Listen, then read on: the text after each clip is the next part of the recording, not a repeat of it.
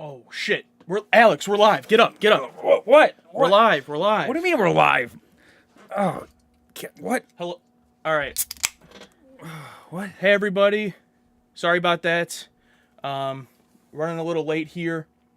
All right. Are you ready? We're talking about Star Trek TOS. You know the show we watched. Yeah. All right. Thank you guys if you're here on the stream with us. Tonight's going to be an exciting night. We're going to be giving our final thoughts here and doing a Q&A. So one more thing is different. We're actually not alone here tonight, guys. We got someone along with us here for the first time on a live stream. We got Steve from Open Maw Productions. I'm going to throw it over to him to introduce himself for a second. Steve, how you doing? I'm doing fantastic, Josh. Alex, thank you for having me here tonight. And in the immortal words of Tom Cruise, it is an honor and a privilege to be with you tonight. So we're going to have a good time. Cool. All right, well, we're going to be jumping right into it, guys, because we got a lot to cover. Just to give you guys a little preview of how we're going to be doing this, we're going to start off just open discussion between us and Steve, just in terms of Star Trek TOS as the show, touch on TAS a little bit too, the 4 movies that we watched, just our whole journey thus far, a little discussion. And then once we're done with the general discussion, we'll jump into the Q&A. So we'll do our patrons questions first. We have a lineup of those, and then we'll open it up to a live Q&A to the chat. But if you want your question answered at any point during this stream right away, just do it through Super Chat so we can see it, and then we'll answer those right on the spot regardless of where we're at. So we actually got our first one right here from T Perfect. Thank you, T Perfect. Interesting enough, Star Trek V is the 3rd worst movie next to Nemesis and Insurrection. Also, TNG from season 3 on is the greatest show ever made. Thank you for that. Not a question, so we're off to a rocky start here, but thank you for the donation. Appreciate that. You guys can throw those in too, but if you want a question answered, you can throw that in there. Did I give you enough time to wake up? Are you awake now, ready to go? Yeah, what are we doing here? All right, Steve, you can go ahead and just jump into it with your first point of discussion here for the general. Well, actually, I'm being told here I'm a little bit too quiet, so I'm going to adjust my thingamajig here. I don't want to blow you guys out, but am I better, audience? I'm going to give me the thumbs up there. Am I a little bit more? Let's wait for the thumbs up here. You guys have no idea what you're doing. I know, right? Professional operation.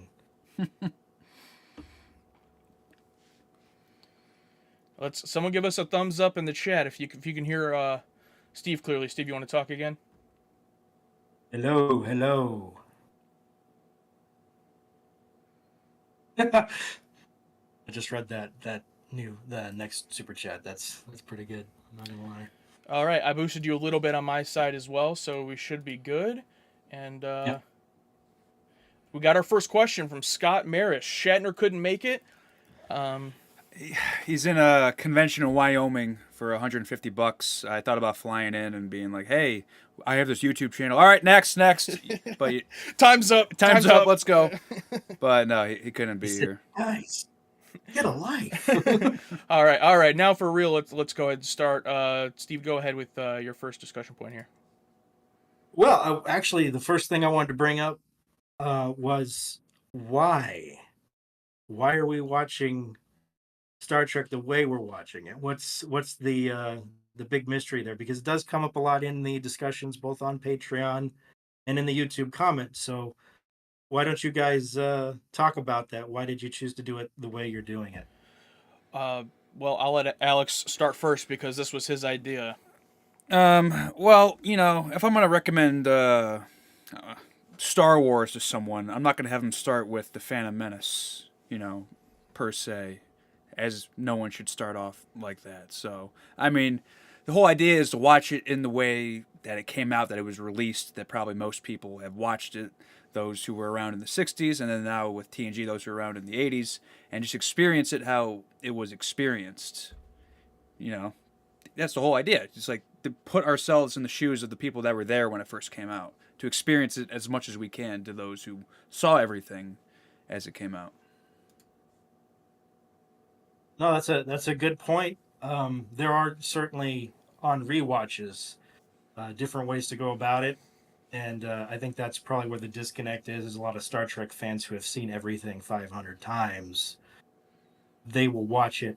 They'll watch the original series in production order because in production order there's a different vibe, especially early on. You get kind of a progression of design and character and things like that. But no, I think you guys have the right idea. I don't think that there's anything wrong with it.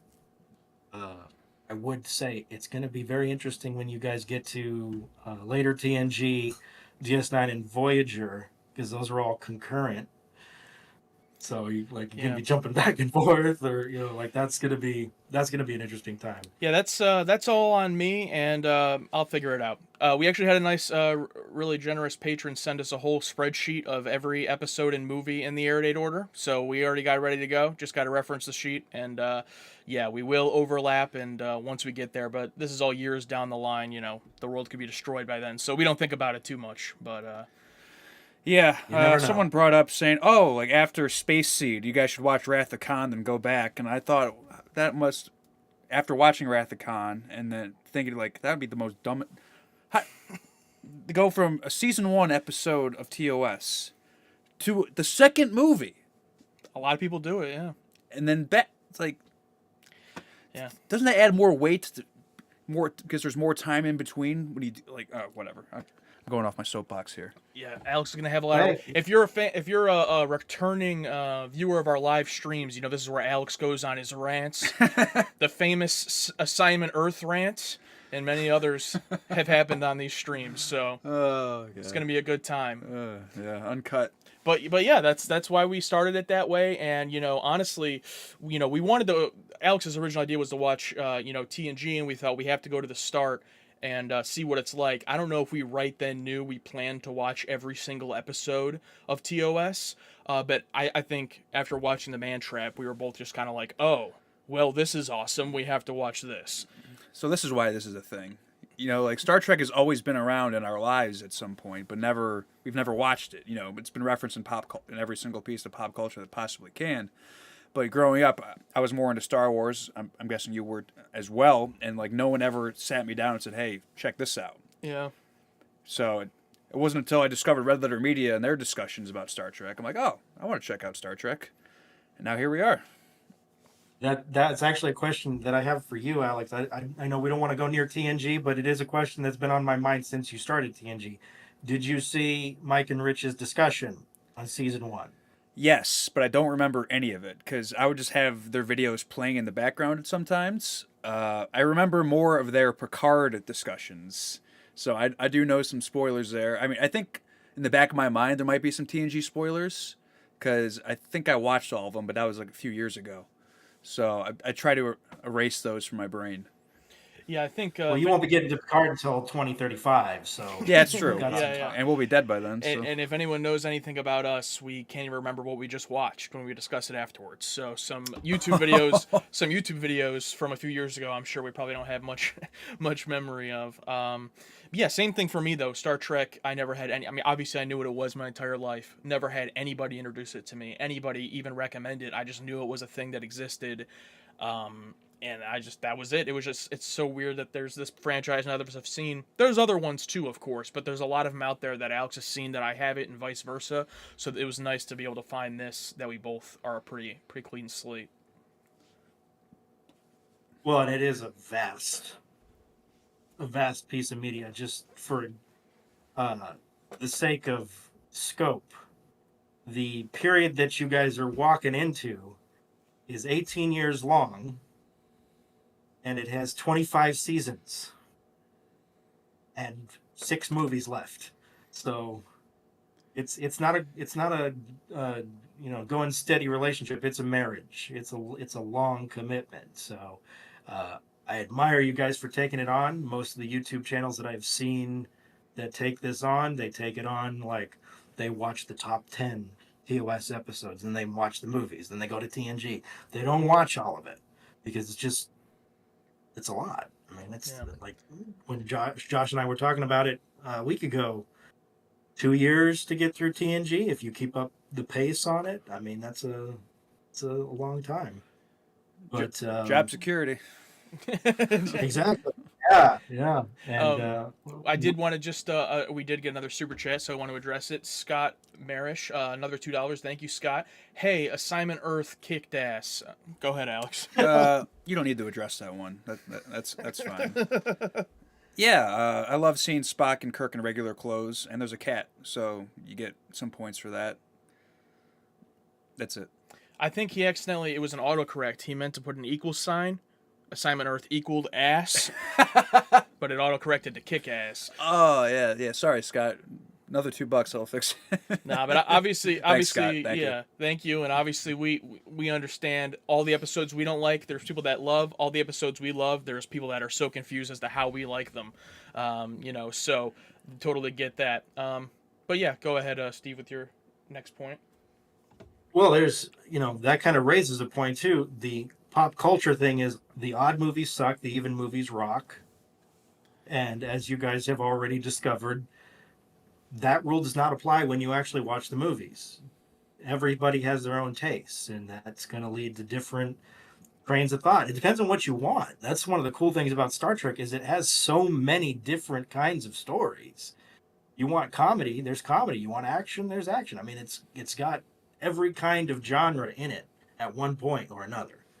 Yeah, There's for sure. war, there's all kinds of stuff. So Yeah, what you find appealing is what your tastes are going to be catered to. And I was in an argument with somebody about a piece of the action the other day, and they were saying Star Trek isn't supposed to be funny. And I was like, the hell it isn't. Like, that's one of my Yeah. favorite episodes of TOS is a piece of the action. Spocko, like, come on. Yeah, But that's the one thing I praised about the movies is that how different they all are. How one and how some people don't like someone like the others. I think that's great. If they were all the same and everyone loved them equally, that'd be super boring. But the fact that I can look at each one and depending what mood I'm in, I can enjoy all of them to some degree is fantastic. Like if they were all just an action thriller, that'd be quite boring. But the fact that they're all different movies is so unique.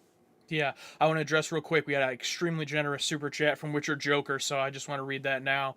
He said, "Just wanted to say how special it is to see you guys fall in love with the characters that were so important to so many of us throughout our lives. You bring happiness to many. Keep it up, my friends. Live long and prosper." Thank you very much, Witcher Joker. Really appreciate that. Appreciate you modding the chat for us as well. Pedro with a super chat, no question though, but thank you, Pedro. And then we got CJ Santa with a super chat.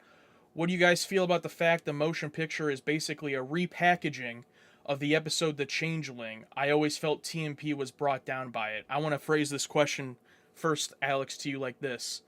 Do you remember what The Changeling is? I think is that yes, that's the one where it was another same thing as like a thing sent from Earth, found later on and attached to something very similar to the plot. Yeah, I just remember it was the robot that came aboard. Yeah, I don't even remember that much. I think Spock mind melds with the robot, and then we didn't care for it. I don't think that much. Yeah, probably. But that's in terms the one of where Uhura loses all of her memory, and then magically she's okay at the end. I think we made she has re-educated, and that's fine. Yeah. Yeah, They don't remember that. restore it at the end. yeah, I will say for me, Alex likes TMP more than me. I do like it as well. I think the best thing about it though is the visual, how visually impressive it is, and how much it jumps into the sci-fi elements. The show just didn't have the budget to do that. So even though it has a similar story, I think it works much better in TMP because it has the budget to just be visually stunning. We watched it on 4K; it looked amazing. So that's why I think it was much better in our reaction, how we took it.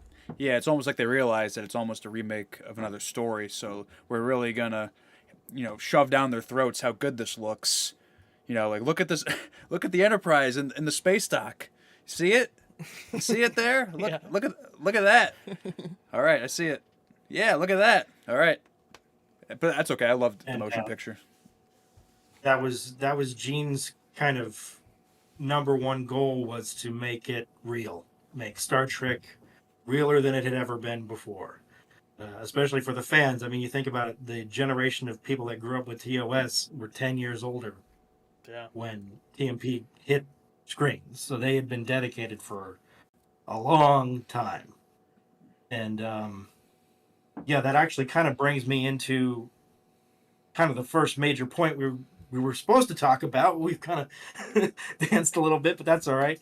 The origins of Star Trek. Where did it come from? What inspired Star Trek? And you guys have already watched. I think it was for your 50, maybe your 200.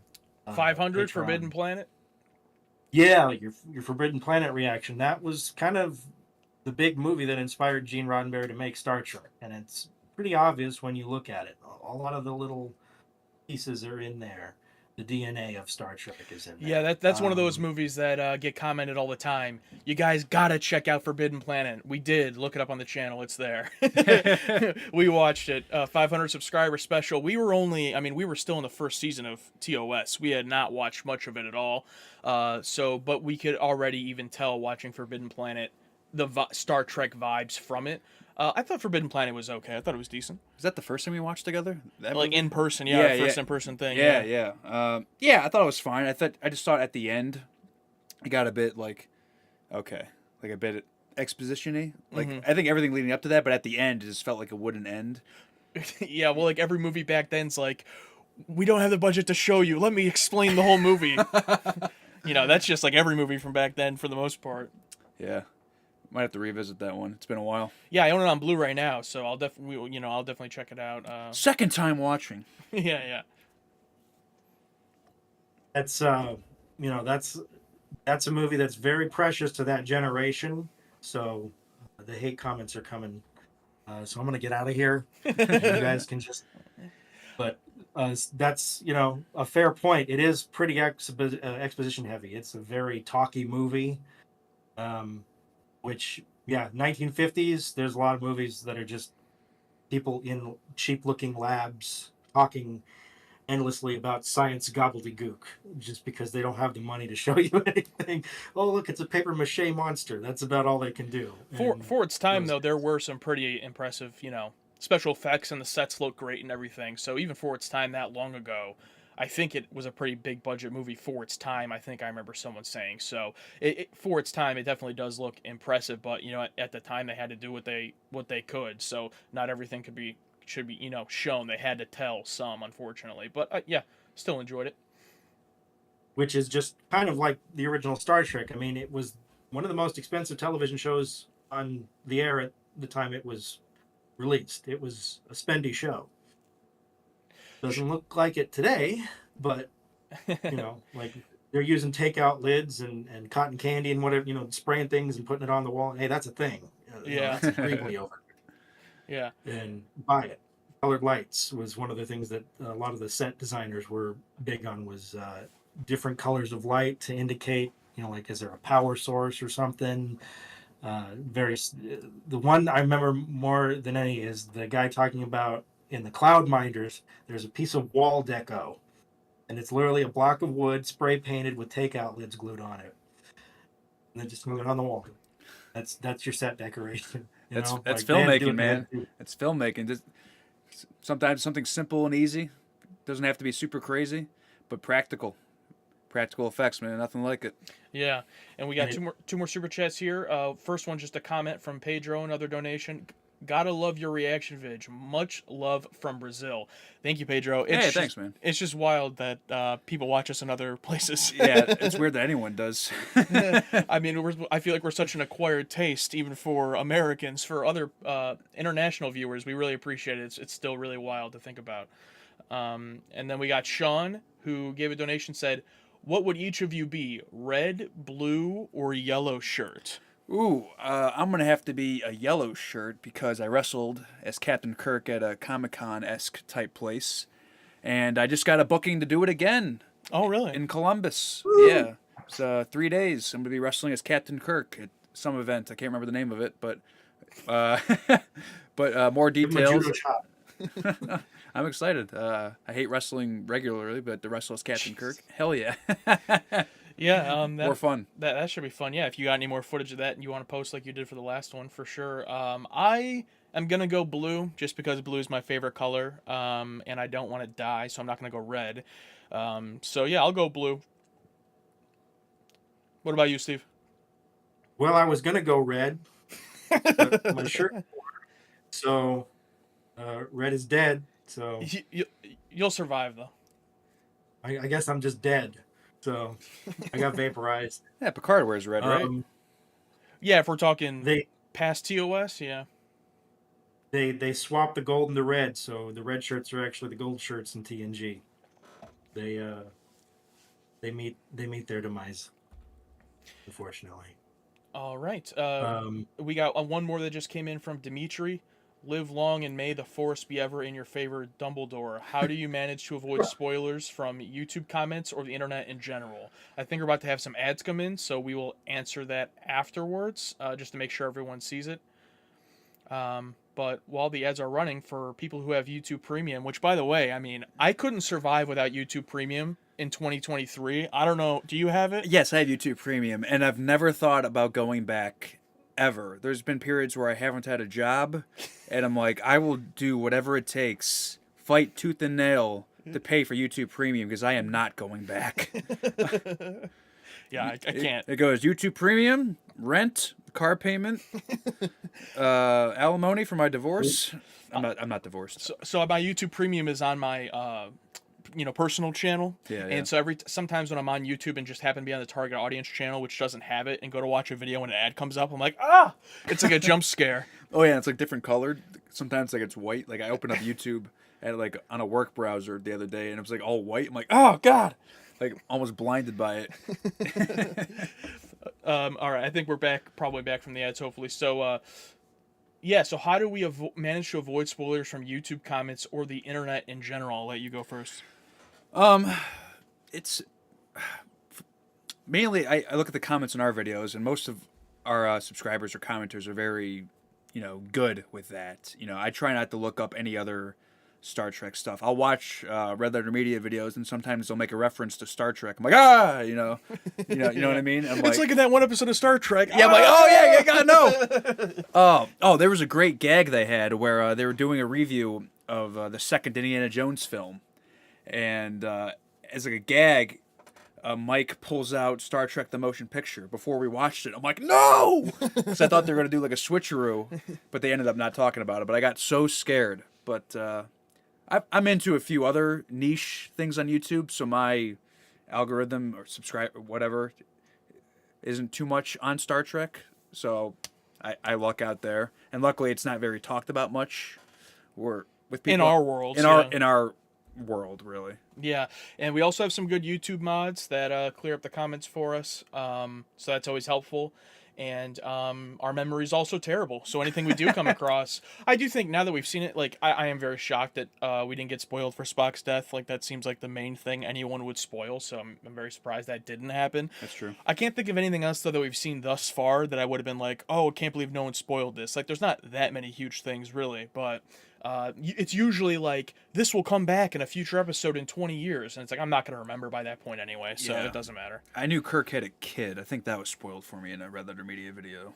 I think. You just knew it happened eventually. Yeah. Oh, okay. Yeah. They made an offhand comment about it during, I think, one of their Picard videos. So I'm like, oh, we're not going to watch Picard for another 30 years, so we're okay. Yeah. But then it popped But every up. now and then they'll make a reference to, something we're watching now. I'm like, God damn it. We got a few more came in here, so I just want to get these in. CJ, another donation, thank you. He said, "Gotta ask more. As Star Trek V is my favorite of the films, I was really looking forward to your guys' reaction. Will you get to it after TNG or during?" So this is a question we've gotten a lot since our Star Trek 4 video. I mean, if you're a fan of our channel, I think you would know this. But for anyone who hasn't heard us say it yet, we are doing strict release order. So in season 2 of TNG, whatever 2 episodes that Star Trek 5 released in theaters between, that's when we'll watch Star Trek 5. Same thing with Star Trek 6. And when shows start to overlap, we'll watch them in their overlapping order. So we're just doing strict release order. I think that's the best way to go. Yeah, I think that's super interesting. Especially when we get to that point, we're going to bounce back and forth. I think that's going to be really fun. Yeah, I think with others... check them off the list. Yeah, exactly. Other certain things like The Cage that didn't premiere but then premiered at some point on TV during a strike, like weird stuff like that we'll just do whenever. Like we did The Cage as a Patreon, hit a benchmark. But the main canon stuff we're gonna do strict release order. And then Michael Nemo, $20 super chat. Thank you, Michael. Michael's been here a long time here on the channel. I recognize that name from the beginning, so thank you. He says, it's fascinating to see you two watch the franchise in such a concentrated amount of time. I watched literally over 50 years. I wonder how that affects the experience. I was 10 when I saw TMP, and you two were not. We were not alive. Yeah. Yeah. When you say in such a concentrated amount of time, Like very quickly. okay, I got you. Yeah.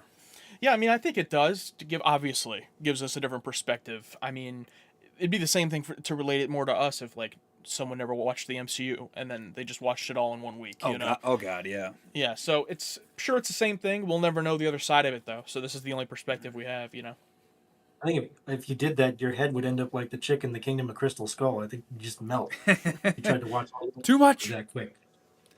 Yeah, it's absolutely true though. Frame of time. Like I started watching Star Trek when I was 4 years old. I'm 35 now, so it's been part of my life as long as I can remember. Basically, almost as long as I can speak. In fact, you have the longer uncut version of the motion picture in your VHS clamshell. That's the first piece of Star Trek I saw, which Okay. is a different experience than the director's Blu-ray because it actually has shots that are literally not finished. You can see scaffolding from the set where they didn't do the matte painting. Like, it is an unfinished. It's basically a work print in a VHS tape, which is kind of insane to think that a big tentpole movie like that ever got treated like that. But that movie was so late in its production that the film cans, when they were shipped out to the theaters, were still wet from processing. They were like running them into the theaters last minute to get it. Yeah, it was bad. Yeah, right. 3 different effects companies worked on that movie. Yeah, after Star Wars, right? We need to get this out right now. I don't care if it's done. Exactly. Get it out, get it out. They made Rabbit for like $5. Like the budget was slashed. Yeah. For 2 and 3, and it was only because Nimoy did such a good job on 3 that 4 got the money it did.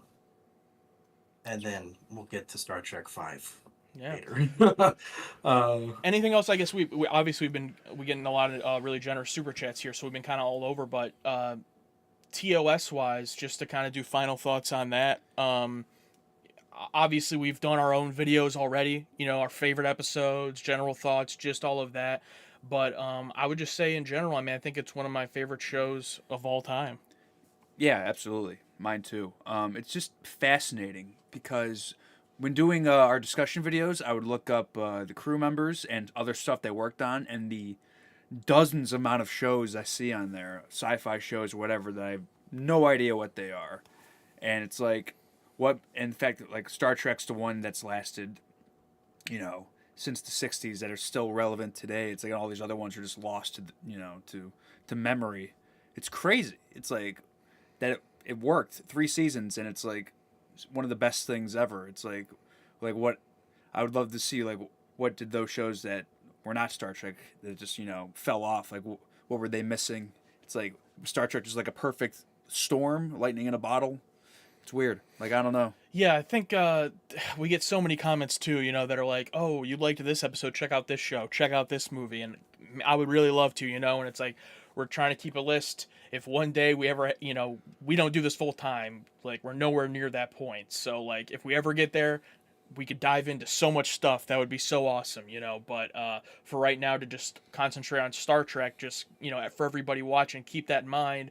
There will hopefully be a point where we're opening it up to doing more of that stuff, especially once we're further from the era, because it's like, a couple years removed from watching TOS to then go back and watch more stuff from that era. We might have more of an appreciation than like watching all of it concurrently with TOS and TOS just being better than all of it, Yeah, that's true. That actually raises a question that I had kind of saved for the end, but I'll bring it up here. Fan films.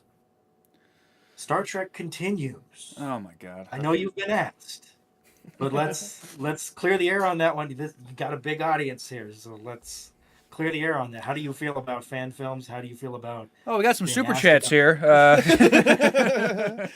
I have no problem in principle with them. I've never watched a fan film of anything in my life, so I don't, I wouldn't even know what to compare it to, like good or bad for a fan film. I wouldn't even know. But we'll probably do it as a meme when we hit a certain benchmark on Patreon. Would be my guess. I don't know what that number is yet. It's not one that we're close to, but we'll probably do that eventually. When I'm able to quit my real job, yeah, absolutely. I'll watch whatever you want.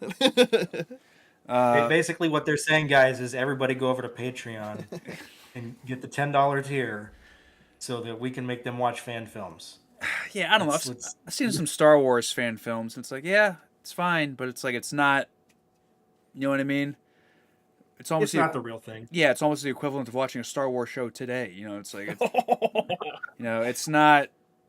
You know what I mean? It's like It's not George Lucas. especially. I think you've said this before. Like for Star Wars, Star Trek Continues. It's meant to believe that it's like that era, that time, That character. that it's William Shatner's Kirk. Yeah. And it's just like I don't know. I know they've gotten TOS actors back for it, which is insane. Like I don't know. I'm picturing like what's his face? The Adonis guy. No. Like Like the real characters. I'm picturing like I don't know someone from Star Wars, for example. Like let's say the guy that plays Darth Maul, Ray Park, like him doing a fan film. Like that would be insane. So the fact that someone like that came back for Star Trek Continues is nuts. Yeah. But It'll be fun to watch one day. That's really all we can. That's the best way to put it. a good story for another time. Yeah, we did get a few There you more super chats though, so I want to get to these. Action Com says, since you are doing release order, will you be doing behind the scenes documentaries like Reading Rainbow, The Bionic Bunny Show, or William Shatner's Memories? This would be the same thing, I think, just in that list. You know what I mean? When we get to a point where we'll watch whatever people want, anything documentaries. I've never seen a documentary reaction. Is it good? I don't. I sent you a screenshot I sent you a screenshot one time. Like this on HBO, a show called like House of Hammer came out, just like about Army Hammer. So just for like the hell of it, I YouTube searched House of Hammer reaction, and sure enough, a few YouTube channels. Okay. Like reacting to like what? Yeah, I have no idea how to do a reaction to a documentary, but Like wow, that's interesting, or wow, that's crazy. It's like I don't know. Yeah, I guess it would depend on what the specific documentary is. Like, yeah. I think with like William Shatner, it's more entertainment than it is. You're not watching. It's not like Attenborough. educational. Yeah. Look at this. Like, oh wow, no, that's nature. Cool. Yeah, it's like I things used to make out. jokes about it, like reacting to the Daily News. Like like CBS morning news reaction. With like the open mouth thumbnail. Yeah. But all those will be on that list for sure. We got another one from Michael. Thank you, Michael. He says there was a decade between 69 and 79 that only had the animated series and conventions for 10 years. Now there are 4 or 5 crappy shows on, LOL. Yeah, it is interesting that I think this was Steve, you can correct us if we're wrong. This is probably the biggest jump in time that we're going to take from the end of TOS at 69 to the next generation in 87, right? 87? Yeah. Like that jump of time for like regular TV was probably never done from then to now, right? Like there was basically Star Trek on moving forward. Enterprise went off the air in 2005, and Discovery premiered in 2017. Oh, okay. So a little over a decade there. Okay. It's pretty close. It's pretty close. I didn't was know that. 16 Okay. when Enterprise was canceled, and then I was 20. Was it 26, 27 when Discovery premiered? So it's a pretty good jump. Yeah. But Go ahead. Here's a question: do you think there'll ever be another Star Trek movie ever again? Because I feel like both Star Wars and Star Trek are in this like TV shows are cheap. It's like let's just keep doing cheap TV shows. Well, I do know that Star Trek 4 of the new ones has been in development hell for like 6 years or whatever. So I don't know the status of that.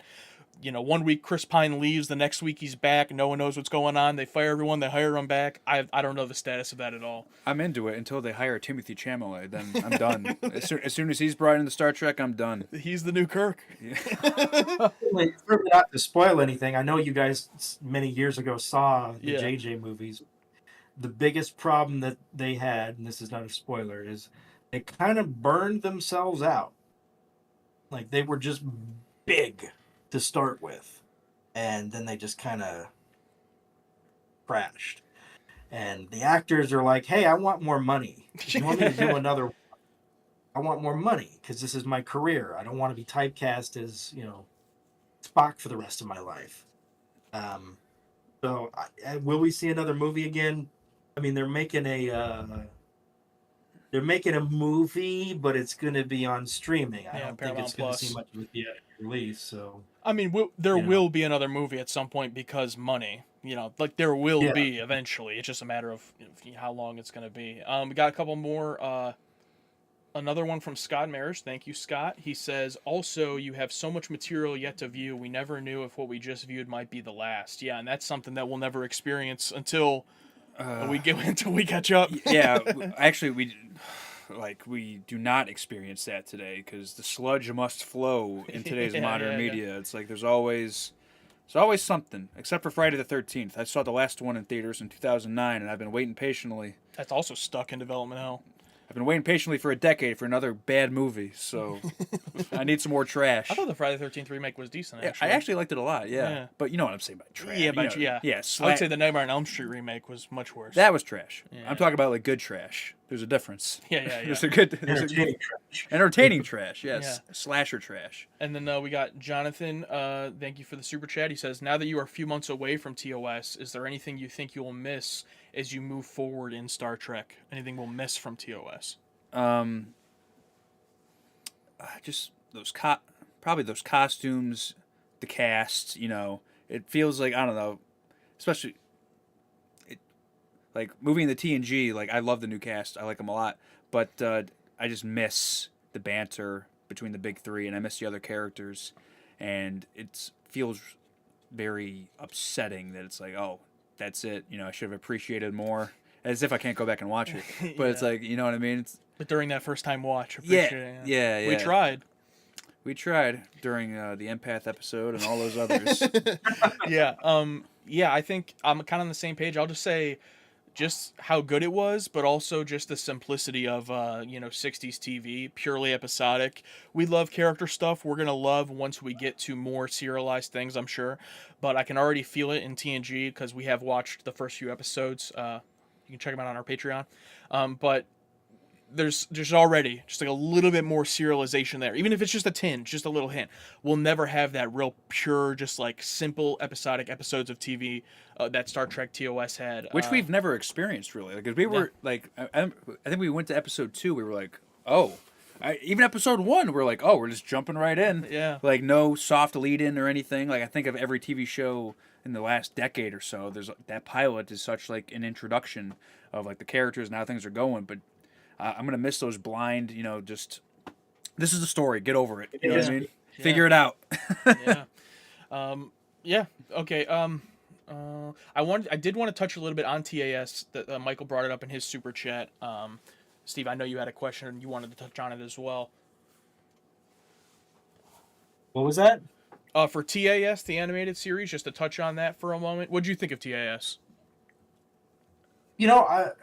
It's not bad. I think as far as what it could have been, what they wanted to make it, which was a child show, they wanted to make it really kiddie. It's actually remarkably adult for a show aimed at children.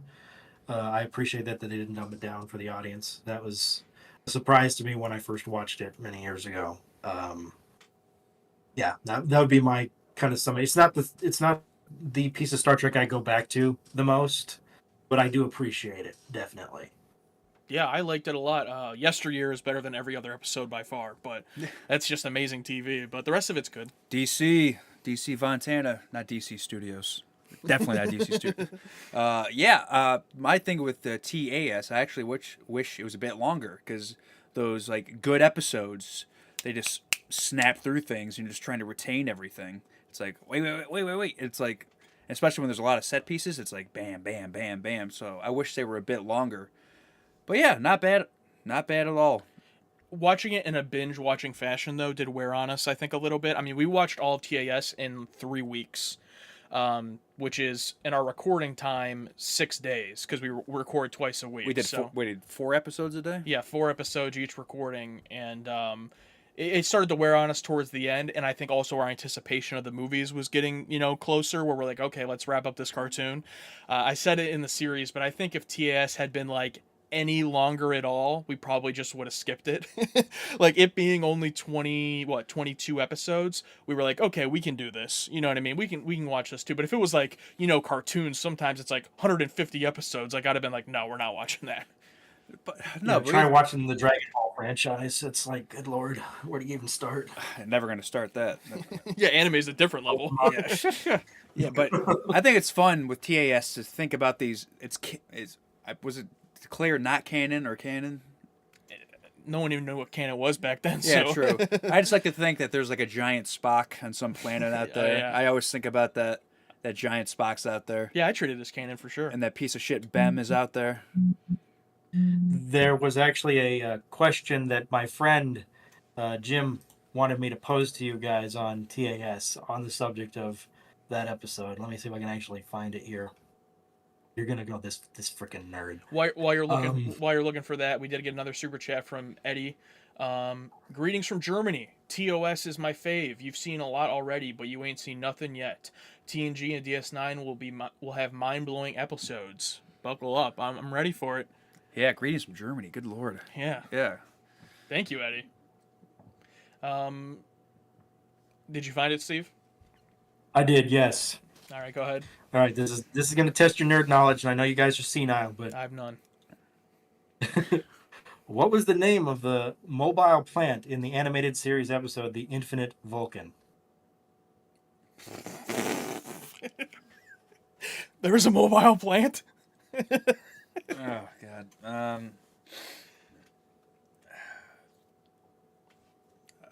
don't know. You should give us I don't multiple know. choice. Yeah, I have no idea. Yeah, like give me 3 options, Ret multiple Law. choice. Make the other 2 very obvious wrong. Yeah, no idea. What was it? Retlaw. Right? Yeah, I would have did no idea. Exactly. Yeah. It was a mobile This plant. is What did it do? It was poisonous and it moved around. I can't remember.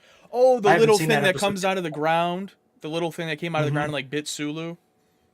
Yeah. Okay, I kind of remember it now. Gotcha. Yeah, one thing about me is I am horrible with like names, like face recognition, or just seeing like a frame from an episode. I'm like, oh, it's that one. But like, people reference episode names in TOS. I'm like, shit, which one was that?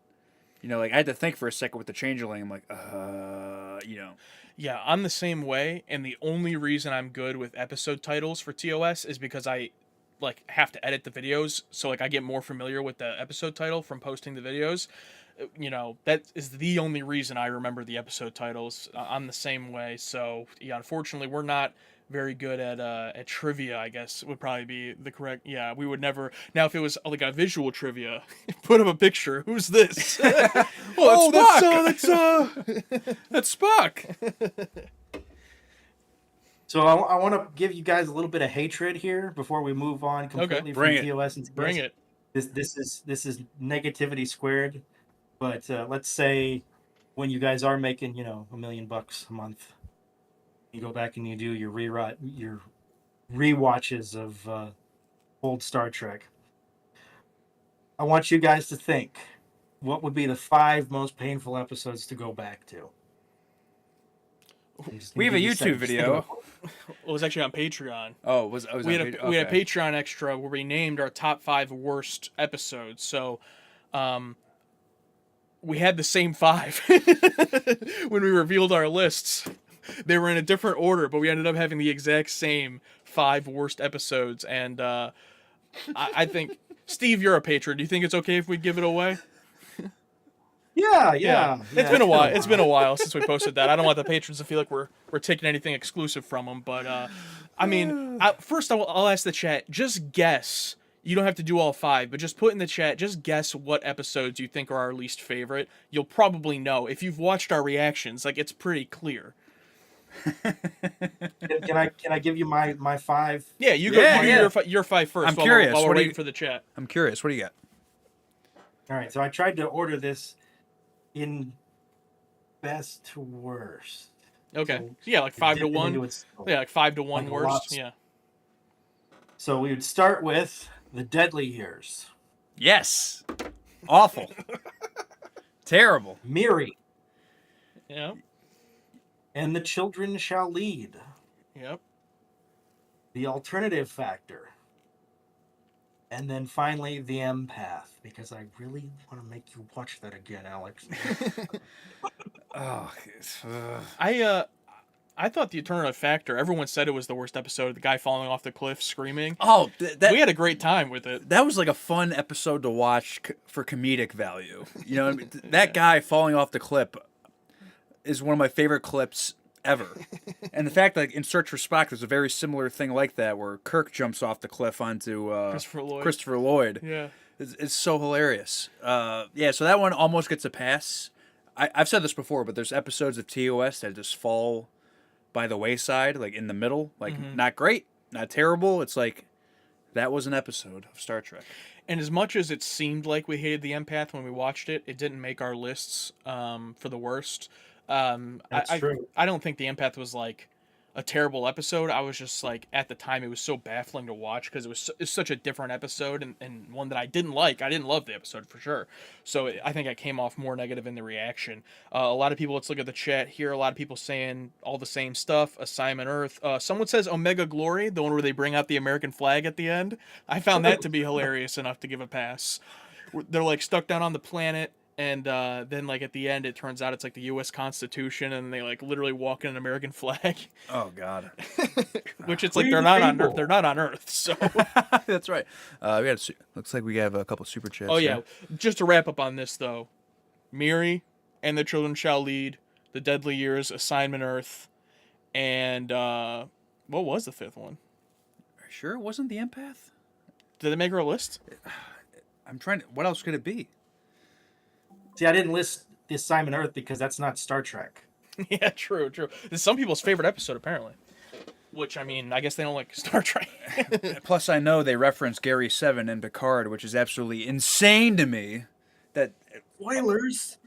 of all, Jeez. it's Assignment Earth. It doesn't count. You know, it's not Star Trek, right? It's not a spoiler. Neither is Picard, apparently, to some people. Yeah. All right, so what do we got here? Yeah, maybe you're right. Maybe it was the Empath. Maybe I misspoke because I can't think of what the 5th one would be. So that must be it. Okay. This is from Michael again. Thank you, Michael. Did you guys know that the first National Happy Meal was for the motion picture? That's awesome, actually. Really? Oh, wow. I can't tell you how big of a media blitz that film was, and trying to collect all the Trek Happy Meal boxes and toys, an amazing time. Dude, I wish, like, just to, like, grow up in, like, 70s, 80s, and 90s, like, with, you know, just... Like, I don't know, just like the pop culture toys as they were coming out or stuff like that. Yeah. I'm very nostalgic for, like, stuff like that. Just, like, the simple day-to-day life of stuff like that. Like, the stuff now sucks. You know what's funny about that, too, is Star Trek never caught a break in the merchandising department. Really?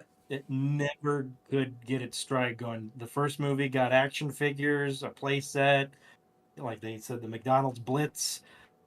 Then Star Trek 2, the most action-oriented Star Trek movie, doesn't get anything. Really?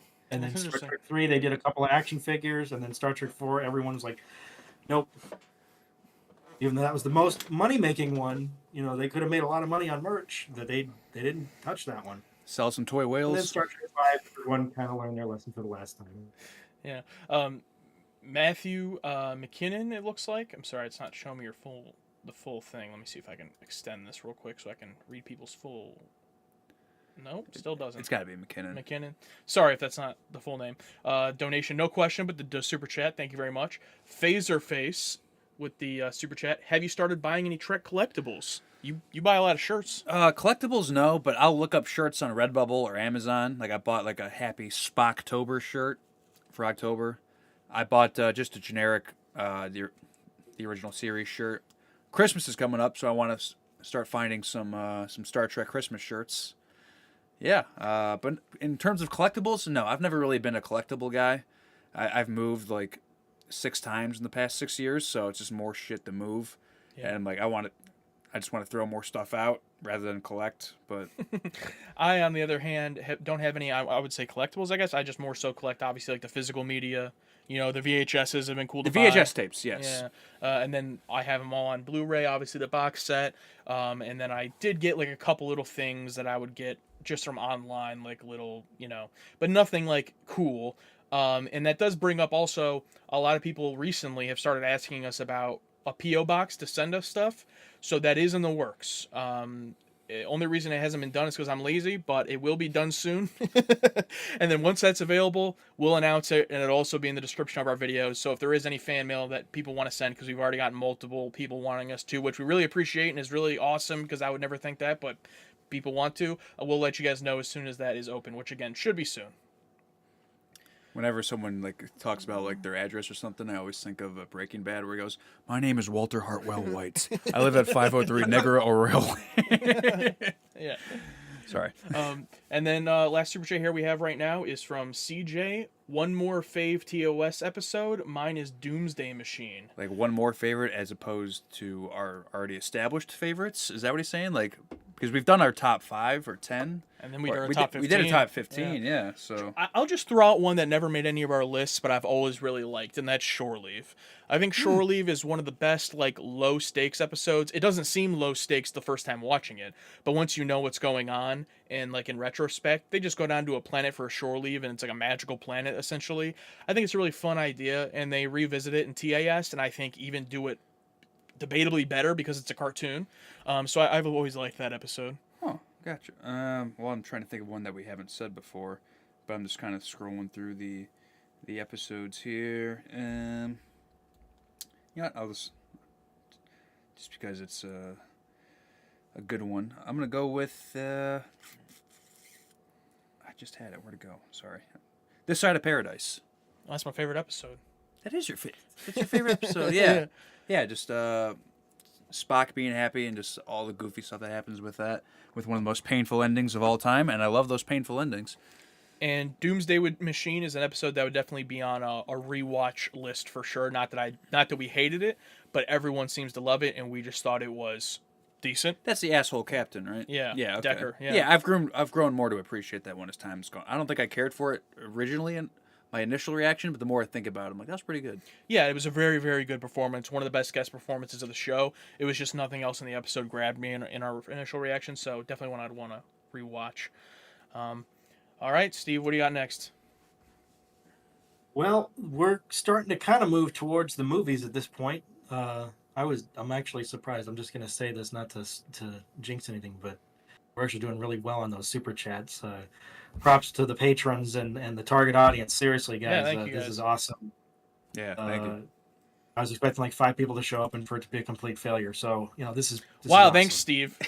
We bring you on the channel. This is what the expectations. No, He was dreading it all week. Well, you never know how you never things know. are I gonna get it. Yeah, and we don't stream a lot, so we're not a streaming channel necessarily. So yeah, I understand. It's also a Wednesday, that was the other thing. I was like, is anybody going to show up on a Wednesday? That's the exact reason they show up, because it's Wednesday. What else are we doing? Yeah, it's not like we're going out to like an event or anything. People get to stay at home. Yeah, true. It's true. this is the internet. Let's see here. So we're going into the movies now. We kind of talked a little bit about the motion picture. How much did you guys have you guys done any behind the scenes research on the Trek movies and kind of what went on there, or I think we have you kinda did. stayed away from that? I think we did a bit for when we did our discussion videos. Watch our discussion videos. But I've said this before. I'm very split on behind the scenes stuff. On one hand, I want to know everything that went into it because I find filmmaking fascinating. I want to know like how this was made, what was this set, where was this filmed, blah blah blah blah. And then the other hand is like I enjoy the magic and of just what we see on screen. And like sometimes I think about my favorite movies, and I often worry if I were to see the other side of the camera, is that going to ruin any of the magic for me? You know what I mean? It's like, is that going to take away any of the aura of appreciation I have for it? And if I see it dissected, is it going to kill it? You know, but it's like It's true. it's but you know, it's like ugh, you know what I mean? I want It's to a see some double-edged footage of sword. Spock. I want to see some footage of Leonard Nimoy, you know, doing some stuff behind the camera. I looked up some behind the scenes photos, and they were super cool.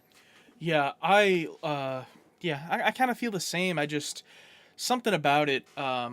It's like when you see how the sausage is made, it makes you feel differently about the movie, and it almost gives you like in my opinion, it can give you an attachment to that movie once you know more about it. That kind of boosts how you feel about the movie, which there's nothing wrong. I mean, there's nothing wrong with that. But I just think like if I were to dive into the behind the scenes stuff, I would want to make sure to do it evenly.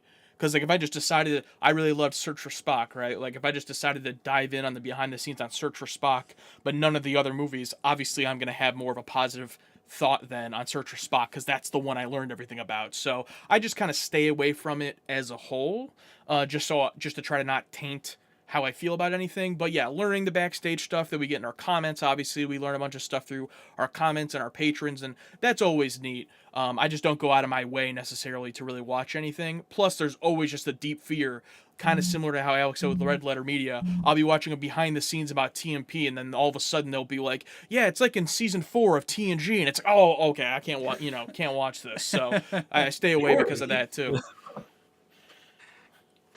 Oh, that is one. Just it popped into my head. Jordy's thing. Yeah. You know what that actually is? No idea. It's a beret, a beret for the women wear it up here. Oh, in that really? hair. Oh, it's just like a hair thing. They just took it and put a frame on it because it looked futuristic. Nobody's gonna recognize that. That That's just ruined Star Trek: The Next Generation for you. Sorry. no. I also like those things are just so fascinating and how simple. You know, like some of the most crazy. Like I don't know. One thing I love behind the scenes is how like in Jurassic Park how they got like the water for the cup. You know, it's like they just set up some guitar strings and they flicked it and it caused like little things like that were like simple. Like that's like a huge budget movie, but like the simple filmmaking tricks are like so timeless sometimes. That's filmmaking. It's film. Yeah. You know, it's like nothing else is working, but it's something simple and dumb. You know what I mean? But nowadays everything's just Put it you in. know everything's just on one of these, and it's awful. We sold out. This will be this green screen will be a big part of our channel.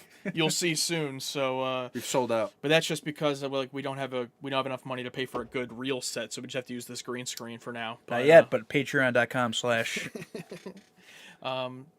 all right, yeah. So jumping into the movies necessarily, do you want to just start off with Steve? You can go first, and then we can go because we didn't do like a discussion wrap up on the movies like we did for the show. So we can just rank the first 4 movies. I think that'd be fun. If you want to go first, Steve. Oh yeah. For me, it would be kind of ironically what you were talking about there, Josh, with the things getting precious. Star Trek 3 is probably my favorite off the top. And the main reason for that is Harv Bennett. When he took on the role as producer, he watched TOS end to end. He took notes. So you're watching Star Trek 3 and you can draw direct parallels in dialogue and characterization back to Mock Time and Day of the Dove. There's that scene with Commander Krug and Kirk, and Krug says, "No tricks, Kirk. You have 1 minute." And Kirk says, "No tricks." He said the same thing in Day of the Dove when he's talking to Kang. No tricks. Once we get aboard the ship, no tricks. Ah. So anytime Kirk says that to a Klingon, it usually means he's about to trick the Klingon. That's just how- That's neat. I would probably. It's really hard for me because it's like a mood thing. You know, all 4 of those movies are very different. Mm-hmm. Motion Picture and Wrath of Khan would probably tie for number 2, and then I'd put Star Trek 4 not in a distant. Like I said, it's mood, but Star Trek 4 would probably be in the tail end. Nice. Well, I think we're gonna piss everyone off here. Let me go with what's last. No, number 1. Well, real quick, you can agree or disagree. We like all 4 movies. Oh yeah, I love all 4. We love some more than others. There's none of them we dislike. So take everything we're about to say with a grain of salt. Yeah. It's so tough, but I got to think. Maybe tied for first. It's tough. It's probably Motion Picture and Search for Spock. Yeah, I put Search for Spock as my clear number 1. Yeah, those two are so close, but it's pointless because they're 4 different movies. Yeah, it's like what Steve said. Yeah, you know what I mean. It's like I don't know. It's like ranking your favorite food. Well, they're all different things. You know, depending on what food. Yeah. 3. Probably go Wrath of Khan for Voyage Home. Okay, so I'll switch it up because I put Voyage Home as my second favorite. I really love it for the character stuff. Everyone gets involved, which doesn't happen in most of the movies. And I really like it. I don't love it as much as some of the people in the comments have let us know. Like, this is my favorite. Like, it is nowhere near Search for Spock for me. But I really enjoy it. And then I would put TMP, and I put Wrath of Khan last. Which again is a good movie and it's very well made. But it's just funny because I think it translates very much into the episodes of TOS that we liked. And I feel like Wrath of Khan is similar to like a Balance of Terror or a Doomsday Machine where everyone loves it because it's so well made. And it's like, yeah, it is a really well made movie. It's just not what I want in a Star Trek movie necessarily. So like while I appreciated it, of those 4, it's at the bottom, but I liked it. Yeah, let me just say this. So let's say you have a race of the 4 fastest runners in the world. One of them's going to be last in that race. Yeah. Doesn't mean they're a bad racer. You know what I mean? It's just like you put 4 of the best in a race. You know, it's like someone's going to be a loser. Yeah. You know what I'm saying? It's like we've talked about this in a different video, but it's like just because it's last doesn't mean it's the worst. Yeah. Sometimes it does, but sometimes not. Yeah. Depends. Depends. Yeah. Meanwhile, somebody's keyboard is clacking right now. You hate Star Trek 2? You hate it because you didn't get it. You guys just didn't get it. That's all it is. I put it at 3, so yeah, I think or 2. I think it'll really be funny if we end up liking Star Trek 5 more as well because that seems to be the one everyone hates. So we have a little bit before we get. I to am it, so excited for that. Just for people to rip us apart. You scoot over just a little bit. Yeah. It became kind of a game for me when I was watching you guys go through TOS. What are they going to think this week? Because the normative popular opinion and what you guys usually came up with, that was what made it entertaining to watch. It was not, and I said this to Josh last week when we talked, the brand of target audience is what you guys think of what you watch. Period. Like, that's what makes you guys you. And for some Star Trek fans have a hard time with that. What do you mean you didn't like everything exactly down the line as everybody else likes? You know, like he had radiation. The best. I don't want to dwell on this too long, but my favorite comments are the ones that are like, "I'd love to see you guys make a show." It's like, why are you watching this YouTube video? Like you decided to watch 2 idiots talk about something. Like that's not our decision. Yeah, one, you are watching the show. Yeah. 2, yeah, I used to have a problem with that where like I used to have this defense of stuff I liked. And I would watch YouTube channels of people talking about it and I would get upset. But then I was able, I don't know, to grow and be like, you know what? Every person is wired differently. I want to hear some different takes on it. I want to see it from a different perspective. Because I used to be like, oh, this person, blah, blah, blah. As if, it was my baby or something when I didn't make it. It's like, but I've been able to open myself up to other forms or other people's forms or opinions, criticisms on stuff, and make me think, oh, look, almost like a debate. Like, okay, made some good points. Yeah, I also just want to say on that part that we have a clear and obvious underlying love for Star Trek. Like, we wouldn't be continuing with this if we didn't. There's plenty of shows. I mean, you guys can all attest to this. There's plenty of stuff we've watched on the channel that people want us to continue and we haven't, right?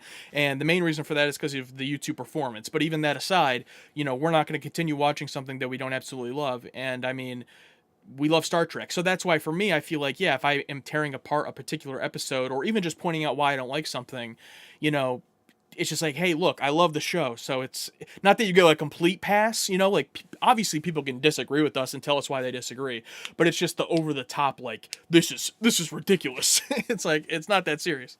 You guys are stupid. On All that right. subject, I just want to say real quick, I'm sorry. I'll take full responsibility for this. I'm so sorry for Quantum Leap. I thought it was going to be a second Star Trek for you guys, and you just kind of liked it, and that's okay. It wasn't it did not do well with audiences, so oh well. I mean, I think it did well view wise. It didn't. I- Well, what's the bar? If the bar is Star Trek, it didn't. But the bar is like 1,000 views per episode. I think if it gets more than 1,000, because there's like a clear gap sometimes. It's like Yeah. 300 views for like our Flanagan stuff. And I think anything over 1,000 is like decent. Yeah, what I'll say is, like, when it comes to the secondary stuff, for me, it has to move the needle for it to make sense to continue. So, like, if we watch a season of something and, like, even if a couple thousand people who are already in our audience watch it, but it's not moving the needle for the channel, then it just doesn't make sense. You know what I mean? To continue it immediately. And that's why we watch one season of stuff and don't continue. But all that stuff falls into a bucket of we could always go back to it. There's nothing we've watched that I would never watch again except for Scream, the TV show. Oh yeah, that was yeah. But yeah, believe me, we see all the comments saying, "Oh, it gets better in the third season or the second season," but it's like, but we have to start at the first one. Yeah, we're not a watch the top 10 episodes channel. Yeah. Yeah. Not that there's anything wrong with that. That's just not what we do. And we've suffered through some first season stuff. Yeah. But maybe one day down the line, when I don't have to work for It all comes back to the capitalism. It all comes back to capitalism. All right, we got a few more super chats here. We got to read. Eddie says, "Is there a schedule change now that there are a lot more episodes per season of Trek? Do you watch more in one go? By the way, what even is your schedule?" Well, I live here, as you all know. Yeah, Alex lives here, and twice a week I pull him out, like you saw at the beginning of this stream. No, but because of our job schedules and our real life stuff, personal lives, all of that, since we transitioned to in person, which I think we both like a lot more, we have only been able to do it twice a week. So, I mean, remember, guys, TOS we were watching virtually. So, I mean, we never even watched that in person. We were doing that. We were doing an episode 4 days a week. A recording 4 days a week, Recording 4 days but a only one thing. Yeah, like only we'd watch one, one episode. But now we're doing twice a week, and for TNG we're watching it every Monday, and we're watching 2 episodes on Monday. So what the schedule is going to be is we'll watch it on Monday, 2 episodes. Those 2 episode uncut reaction will be on Patreon that week, and then obviously we also have to edit them, so then they'll hit YouTube eventually. But it's going to start next week here on YouTube with the pilot, and we're going to be looking at 2 episodes a week for TNG consistently. So I would look for, in terms of the schedule, that's what you're going to be looking at. Wednesday's more fun stuff. Yeah, Wednesdays when we do our discussion videos or watch Patreon movies. We started watching exclusive movies over there for our Patreon that we then do the discussions like you guys saw for Apollo 13. We're going to be doing that for more movies where you can watch the movie with us if you want to on our Patreon, but then we discuss it for YouTube. Those will just be more so like a couple times a month, 1 to 2 times a month. But the TNG will be the main focus, 2 of those a week for sure. So it really is one for us, one for us, one for them, or one for them, one for us. Whatever. Yeah. Although Star Trek is us for us too. I mean, we've been watching Star Trek TNG now for 3 weeks, I think, right? Yeah, because we've watched 6 episodes. Yeah. And I'm like psyched every Monday to watch it. So it's like absolutely. But we just unfortunately don't have more days right now. Plus the editing time. We can watch 10 episodes in a week. That doesn't mean I can edit 10 episodes. So that factors into it too. But all right, let's got a couple more here. CJ says, Michael with another super chat says, "Did you guys catch that Saavik and Spock made it in the cave in Star Trek 3 and that she was pregnant or preggers in 4 and stayed behind? Also explains her meek look to him when saying goodbye." I've read hundreds of comments about this, yes. I didn't catch it in the movie though. Yeah, we talked about this in the discussion video, didn't we? Yeah, watch the discussion. You didn't watch every single video we have before coming to this? Are you serious? No, thank you, man. Yeah, thank you. But If I can nerd on that one for just a second. Yep. There's something about Saavik that always irked me. It's kind of cut, but it's still kind of considered canon. She's supposedly half Vulcan and half Romulan, which is like saying she's half and half of the same thing. because Romulans are Vulcans. They're just on a different planet. It's not. And wait, she's pregnant with a half human, half Vulcan baby. Oh yeah, quarter Vulcan. Oh God, this baby's gonna be like jack of all trades. He was the prophecy. He was the chosen one. The chosen one. Sexist of us to assume it's a he. If only a Klingon could have gotten involved somehow. That would have been the ultimate Star Trek. Yeah. All right. We got CJ. Star Trek V is the GOAT. You will see. I hope you're right, CJ. 17 Nation Army. Star Trek V, I would call a bad movie with a few really awesome scenes. One in particular might be my favorite in all of Star Trek, but it is at the bottom of my list of movies. What a great juxtaposition there. You know what? We're gonna see this movie and we're gonna love it, and people are gonna freak the F out. I can't wait. Didn't William Shatner direct V? Is that right, Steve? Yes. Okay. Yes. Oh yeah. Oh hell yeah! Oh hell yeah! Okay. And we got one more here for now. Larry Potter, thank you. Very generous super chat. You know, guys, I was never that crazy about Star Trek 3 Search for Spock, and yet until I watched it with you guys, you actually turned me around to my favorite movie. For that, I give this to you. That's insane. Yeah, that's what. Thank you, man. But that's what's so cool is that we can watch these things and people go back and rewatch it with us, or just rewatch our reactions. And if we can give like a different perspective, or have people go back and somehow that changes their perspective, that is so cool to me. Especially since for something we love like Search for Spock, if we can turn people onto that didn't like it originally, I think that's fascinating. Yeah, or vice versa. If you like really loved an episode and then we just made you hate it. Good. I always really loved the empath, but now. The Deadly Years is my favorite episode. Not anymore. Okay, and we got one from Webb. I think this is James, though. I think, if I'm correct, I recognize the picture, or someone just has the same picture. You but just dox this guy? Oh no, his first name. He says, here's a different lens to look at episodes like Balance of Terror and Doomsday Machine through. They're suspense episodes, not so much action episodes, as you referred to them at the time. Favorite channel on YouTube. Well, thank you very much. And yeah, I get where you're coming from with that. Yeah, I do like suspense, mystery, drama more than action. I mean, I think that goes with what our favorite movies are in Star Trek. I think, honestly, we've joked about this, but I would just like a throwaway, maybe somewhere down the line, like a second time watching would be a fun thing to do, especially in person, because we've only watched one episode of Star Trek in person, yeah. Of Star Trek, of TOS in person. Yeah. So that would be a fun thing to revisit in person, and like more of like a casual, calm, because a lot of these I really would like to revisit. I remember like for our discussion videos, I would watch it at home on Paramount Plus on my TV. I'm like, God, this is so much better than watching it on my little laptop. You know what I mean? Yeah, I mean, yeah, and I have Yes, big. yeah, I have a Mac desktop, so the screen was a little bit bigger, but I also did the recording and stuff, so I have, every time we would watch Star Trek and everything, OBS open, Discord open, the video open, so it was distracted for both of us. In person would be awesome. I would have my Discord open and other Yeah, you too, yeah. So, down the line for sure, once we have more time, no time. All right, back to the movies, though, Steve. In the discussion about the movies, was there anything else for the movies in particular you wanted to ask us about or talk about? Kind of just a little bit of timeline. Like I said, some behind the scenes stuff that I think is kind of interesting. Art Bennett was a TV guy. He was known for getting things done on time and under budget. That's why he was given the job. Hell yeah. Nick Meyer had never seen Star Trek. When he was asked about the job, it was, is that the one with the guy with the pointy ears? And he recounted a story of the only Star Trek experience he had was when he was in college. He had a friend who would drop acid and watch the original series. He's like, that was my extent of Star Trek. And he talks about the death scene in particular, how he was disconnected from Star Trek because he's down the camera and he looks up and he looks around and everybody on that stage was crying for Spock's death.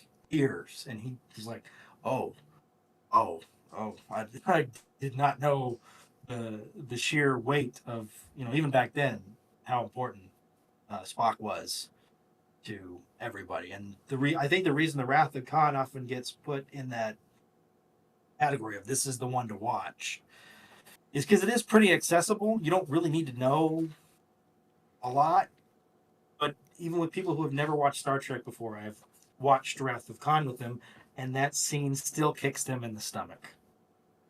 I've actually watched reactors on YouTube who have watched Wrath of Khan. They've watched Space Seed, and then they've watched Wrath of Khan.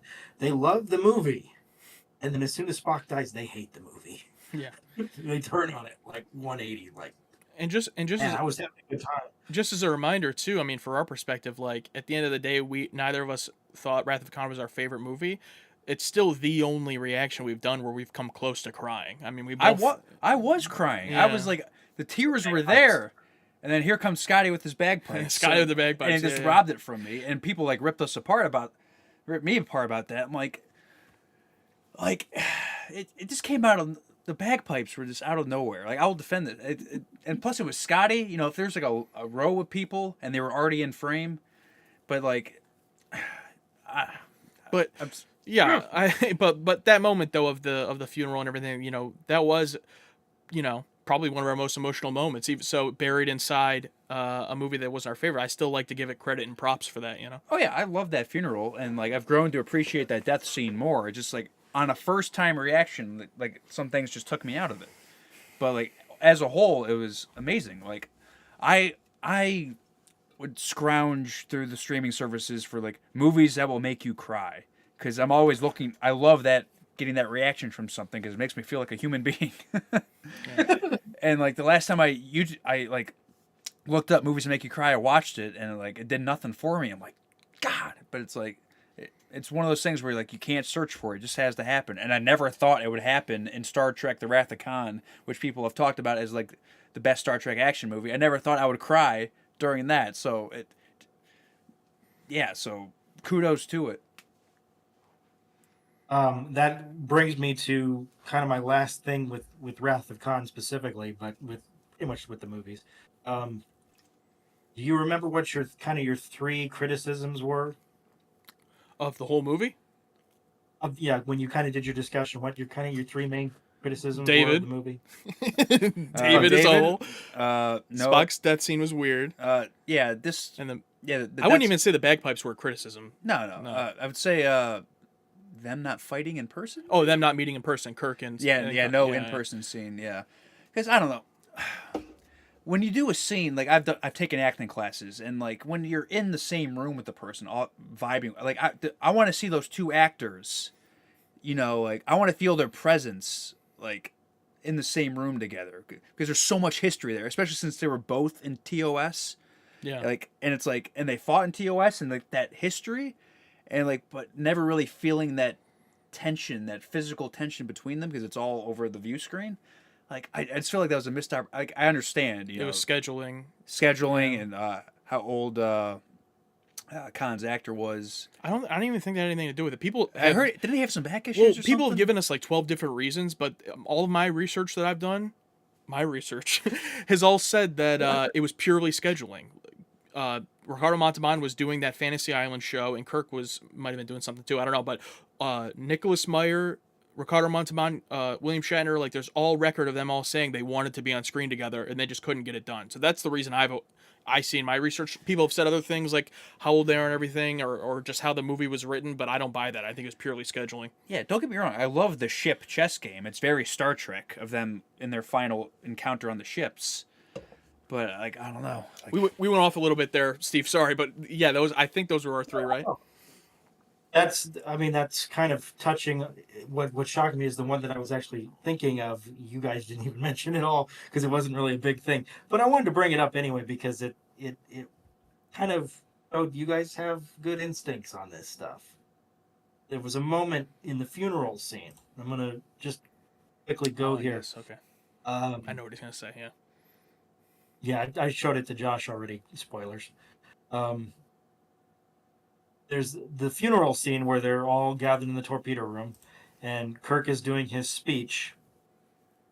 And right at that point where he is gonna say that, you know, he was the most human, there's a moment that was cut where he looks over at McCoy, and McCoy is just tears, just crying, and Kirk's holding it together until he sees McCoy crying, and then he looks at Savick and asks her to carry on the proceedings because he can't that broke him. And you guys said during your reaction, why isn't there a shot of McCoy? That is like next to Kirk, that is Spock's best friend. And it doesn't make any sense that that's not there. Dramatically, that it makes sense because it's a movie for general audiences. They'd be But like, it "Why does doesn't the make doctor sense. care?" Yeah. Some people have said it was Kelly couldn't cry. I don't know if that's Get true. him some eye drops. Yeah, there's ways to do it, but maybe back then, maybe yeah. But yeah, I think that would have been like the final like perfect button to show how much Bones cares about Spock because he's always busting his chops about something, and like you green-blooded pointy, you know, it's like. But if we just had that one shot of him crying or something, it would have like. It's like, Yeah. I knew it. I knew you care. You know what I mean? We do get the scene, not in that movie, but in Search for Spock, when Spock is still like passed out and Bones gets to talk to him one-on-one when he's unconscious before they wake him up, Yeah, which yeah. was a nice scene. Wasn't in our YouTube reaction because we just watched it. We didn't really have a reaction to it, but yeah, I would agree. And choose the danger. Hell of a time to ask. Steve, was there anything for the general discussion you wanted to throw in here before, and then we can read these super chats and then get into the actual Q&A portion? But was there anything else you wanted to touch on, just in terms of general discussion? I would say, you know, it's been one heck of a ride, guys, and I appreciate, seriously, genuinely from the bottom of my heart. Last year or so has been a pretty rough patch in my life, and you guys have been, seriously, been a bright point for me. Your reactions have gotten me through some rough days, so I want to thank you both from the bottom of my heart, and thank you for doing this. Seriously, you could have said no. No, hey, thank you guys. Thank you. Well, thank you. Yeah, and like without you guys, you know, it's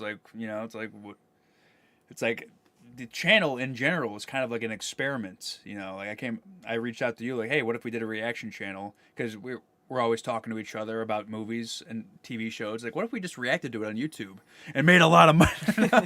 But no, it's like it'd be a fun idea, and I never thought I'd be this emotionally attached to media like or something like this and like experiencing this stuff with other people, and it's like it's awesome. Thank you. Yeah, for sure. And I'll just the last thing I'll say. First of all, Steve, really appreciate you saying that. That means a lot. And you know, talking to you and everything has been awesome.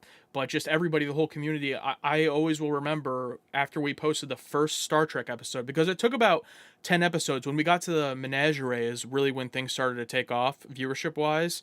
You know, obviously we're still a very small channel here, but like compared to what we were doing before, you know, less than 100 views for every video, you know. But the very first Star Trek episode that we posted, the Man Trap, and you know, had a few hundred views or whatever, I remember getting the first comment that was like from a Star Trek fan, and unfortunately I don't think the person stuck around. I don't remember. It's not a name that sticks out to me, so I apologize. But if you go back to that first video, I'm sure you can find the comment I'm talking about. But someone was just like, oh my goodness, like, wow, I can't believe I found this video. No one on YouTube reacts to Star Trek. Like, this is so awesome. And, you know, I remember reading it at the time and thinking like, I wonder how many of these people are out there, because at the time we were just watching current stuff, like what most people do, you know, and we were just watching current stuff and it was fine, whatever, you know, we like some more than others, but for someone to comment that like was just randomly searching the internet for Star Trek videos and found us, I was like, I wonder if there's any others. And clearly there's a lot more. Clearly there's a lot of people. But I'll always remember that moment. Like I was laying in bed when that happened, and it was kind of like the light bulb moment of like, oh, we can just watch whatever we want. Like, we don't have to watch, you know, Hawkeye and Obi-Wan Kenobi. You know what I mean? Yeah, because that was the original idea. Because after like the Luke Skywalker boom of 2020, with him being spoilers for the Mandalorian season 2. Yeah, it's like after that, and I saw so many channels just blow up. I'm like, oh my god. And with that, and me wanting to watch stuff with Josh, I'm like, what if we did a channel? And like, I think we were just looking for stuff to watch, and like we were watching modern stuff. It's like, oh yeah, this is fine. And I think we were just discussing ideas of other stuff. Like, oh, what if we did Star Trek? I think it was my idea. Yeah. And here we are. It's the whole channel. Yeah. And then I'll let you have a last word, Steve, on this general discussion. We're not done, guys. We're just getting started. We're gonna read these last couple of super chats, take a quick break, and then come back for the patrons questions. any other super chats you guys have, and then we'll open it up to open Q&A to the regular chat for those that are still here and have questions for us. We want to make sure to get to as many as we can. But Steve, you're welcome to stay when we come back for the Q&A portion too. Up to you, but I'll let you have the last word here before we take this short break just to wrap up the discussion. Hey, I'm here for the long haul, but if I may, just I wanted to give a couple of shout outs this evening. First to my friends Jim and Violet, who are watching in the chat right now. You guys are some of my best friends, maybe my very best friends, and I'm glad that you're with me, and I'm glad that we've known each other for so long. I love you guys, seriously. And then an associate of mine off of Twitter and YouTube by the name of Janelle Waz. They do all kinds of Star Trek content. You guys should go and check them out. They do all kinds of stuff. TNG, DS9. They review video games, all kinds of content. They're doing an Elite Force playthrough, Star Trek Voyager Elite Force, so that's a lot of fun. And then another YouTube channel that I love to watch is R Nights. The guys over at R Nights, they do Babylon 5, Black Sails. They're just starting that one now. All kinds of movies. They just did Highlander. There's only one of those, so they're not going to do any more. But yeah, all of you guys, thanks for coming. Thanks for joining in. I hope we're helping the channel, guys. Seriously, I hope this brings in some new viewers who will join the Patreon and see a lot of that content. I'm not shilling. I'm serious. There's a lot of great stuff on there that is unique. And the community is fantastic. There's always a conversation going on. Come and join in. Seriously. Yeah. That's my final. Yeah, Patreon's not that great. No, but honestly, I'm not even lying. But the best part of the Patreon is the patrons. I mean, the community in there is insane. Makes it awesome to have a Patreon. Obviously, I love talking to everybody on YouTube, but you can only do so much. You can only talk to so many people. Yeah, I try to read YouTube comments, but Patreon comments, I make sure to scroll through and read as much as I can, or every one if I can, because those people they're you know what I mean. It's like Good dudes. they're good people. Yeah, for sure. And then I just want to make sure we hit these last few super chats we have before we hit the break. Stuart, who put in here, most people find Star Trek somewhere in the middle, a later show, a random movie episode. Y'all are getting a unique experience in order. First season TNG is hated since most folks joined later. Yeah, we've been hearing that a lot, guys. I'm not going to spoil anything for our TNG reactions. The 5th episode just got posted on our Patreon. 6th will be up on Friday, but they're going to start hitting YouTube next week. We've only seen a few episodes, guys, but there's going to be some both reactions in the episodes and takes that we have that I'm already super excited to hit YouTube to see how you guys react to them. So that's going to be awesome. It's a new generation, the next generation of how we post stuff on YouTube. A little Yeah. different, little experiment. Yeah, that's true too. Yeah. Yeah. Did we tell them like the idea we had about Brad and Nick? About tuning people, we said it in the video. Yeah. Okay. You can tell them now though too if you want. So we had an idea just to open up the first TNG YouTube idea. We have a couple friends that look kind of like us, and the idea was it would open up with them, like talking as if like the new host of the show. Like, hey, I'm Brad. This is Nick with the target audience. Blah blah blah. And we're starting a new show, the next generation. And I think the reaction would start. Like the actual video playing. Like we were gonna see how far into it we could go. And then after I don't know, a minute, we're like, what the hell are you doing? Get out of here. Yeah. What the hell was that? Yeah, that's what. Unfortunately, we couldn't get that done. But yeah, you guys know we always love to do the bits and side stuff. Nick was the duplicate in the motion picture Yes. fight scene. And he was also in our Halloween video. Our Halloween 3 video. Yep. Yeah, so shout out to him for sure. Steve, you're the first person to be on our channel besides our friend Nick, outside of us two. So, Honored. and then the last one here from Michael for now. He says, your reaction to the reveal and Is There in Truth No Beauty has to be one of the funnest moments of watching you guys for me. That's one of the best moments for sure. Yeah. Just blind. See, like me personally, of course I love the big moments like that, and I understand why viewers would love them, but I mostly love just when Alex tells a joke that not that makes me laugh out loud in the moment, but it's just really funny because I get to go back and edit the videos. So going back and then hearing the joke again and it hitting me a second time, it's there's so many that I'm like, oh, this is actually really hilarious. So yeah, one of my favorites is the naked time. The naked time when it shows them frozen on the planet and he's like, Oh, he took dead end job a little too serious. All right. Bringing back the '80s one. Yeah, yeah. We're going to take just a quick break here. Be back in about 5 minutes or so, and we're going to jump into patron questions that we've gotten. Keep on coming with your super chats. We'll read those immediately as soon as we can when we get them, and then after we get through the patron stuff and the super chats, we'll do open Q&A for everybody. So we're just getting started here. We'll be back in just a few minutes.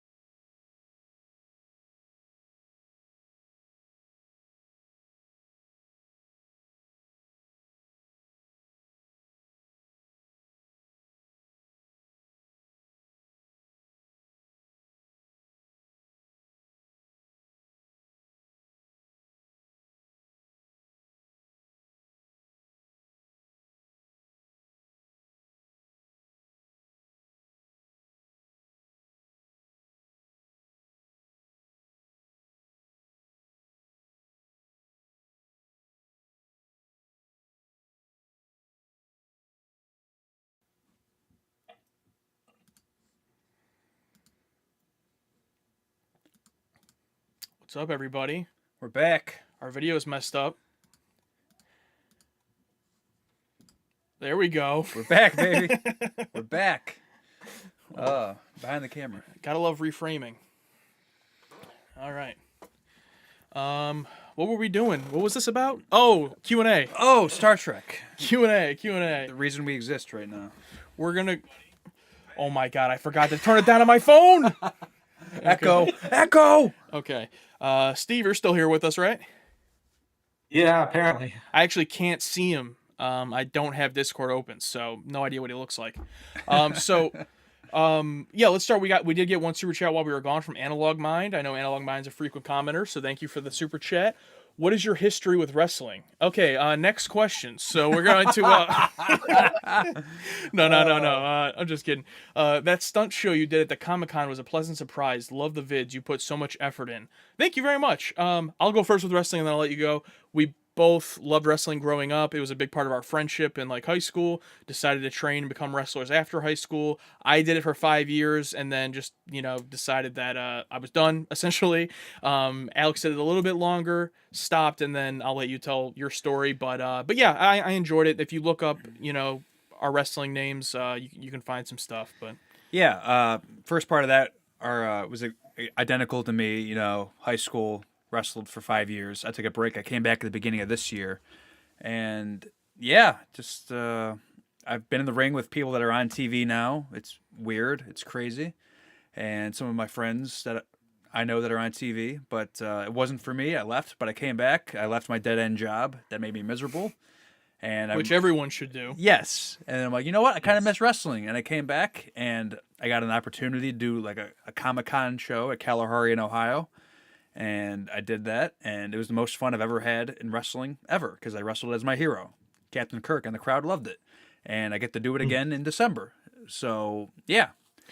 And a passion, something for me, this is not at all happening soon, we're not planning on it, but I would love, if we ever get to do this full time, it's just a pure passion project to make some type of wrestling content on a different channel, because I do really still love it, and I don't follow it every week or anything, but I still really love it and would love to talk about not just current wrestling, but just I grew up tail end of the Attitude Era into the Ruthless Aggression Era, post Stone Cold and The Rock and everybody leaving, when it was like, okay, now wrestling's not cool anymore. You still like it, and I grew up during that time. So I think there's a lot that I love about it that I'd like to eventually talk about one day. But that's not why anyone's here right now. So people ruined wrestling for us, not wrestling. So Star Trek's going to bring us back to wrestling. Let's raise a point though. Like if you were going to do Star Trek was a surprise hit.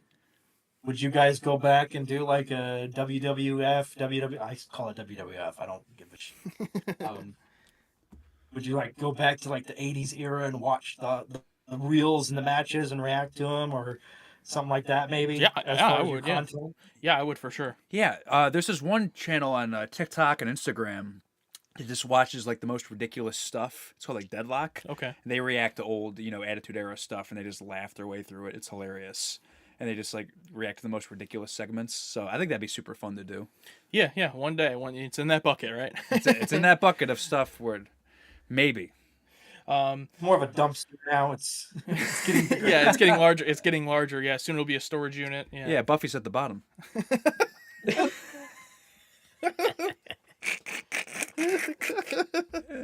All right.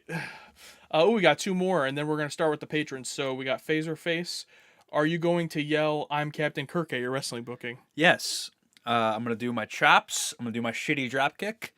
I'm going to do my Scotty beam me up and do a dive. Yeah, I have a whole arsenal. It's going to be great. And then we have Eddie.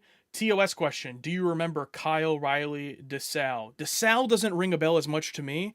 Riley, of course, I know from The Naked Time when he takes over that control room, I think, right? That's Riley, right? And then Kyle, of course, Lieutenant Kyle. We missed him. He was in one of the movies. I don't remember which one, but we missed him. I'm like, damn, Lieutenant Kyle, he was so good at blending in the background that we missed him. Yeah, Janice and Chapel were in Voyage Home, completely blended in. Yeah. It's it wasn't until I looked up behind the scenes and went back and watched. I'm like, oh my God, they are in this. Steve, who is DeSalle? Yeah.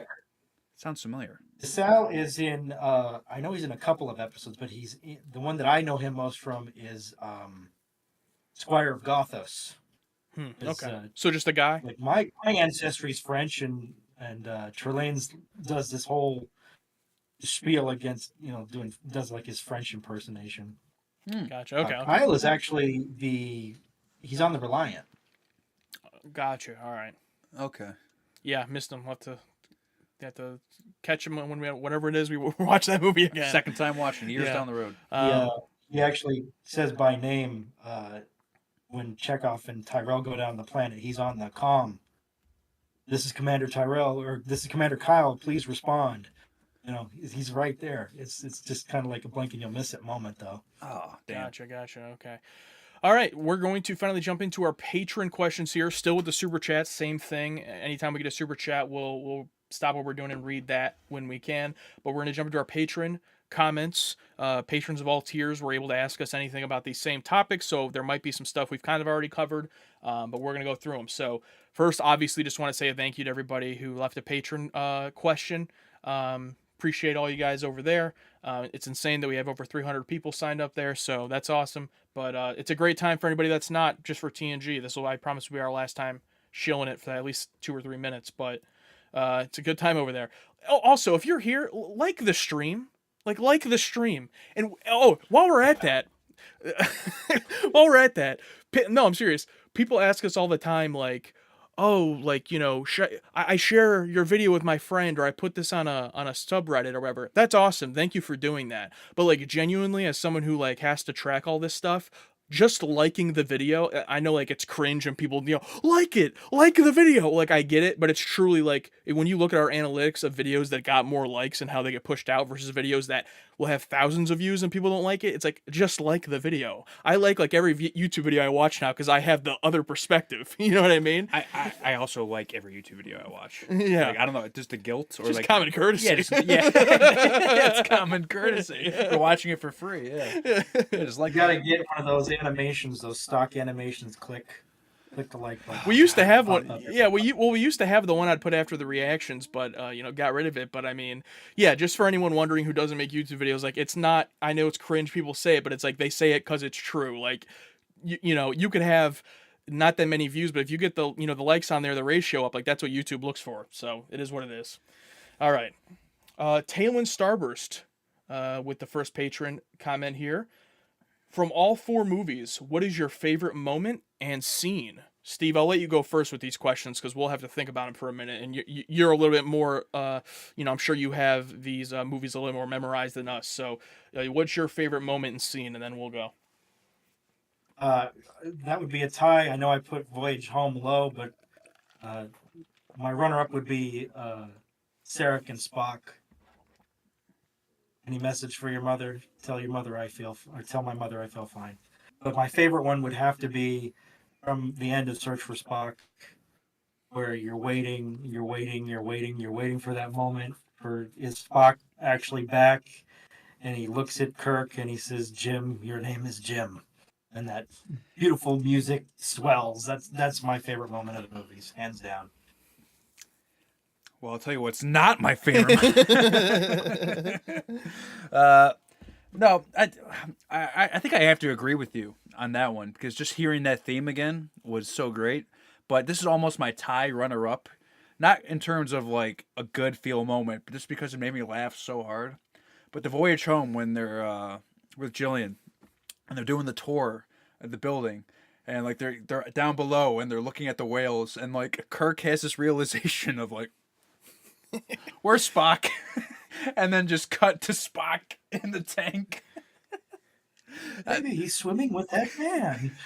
That was just like Kirk's reaction to just, oh my God, I've lost him. It's just like such a great moment. But as a serious moment, yeah, just that ending of Search for Spock when we finally got him back, just making us wait for it, and just like, her name is Jim. Mm-hmm. It's like they're back, baby.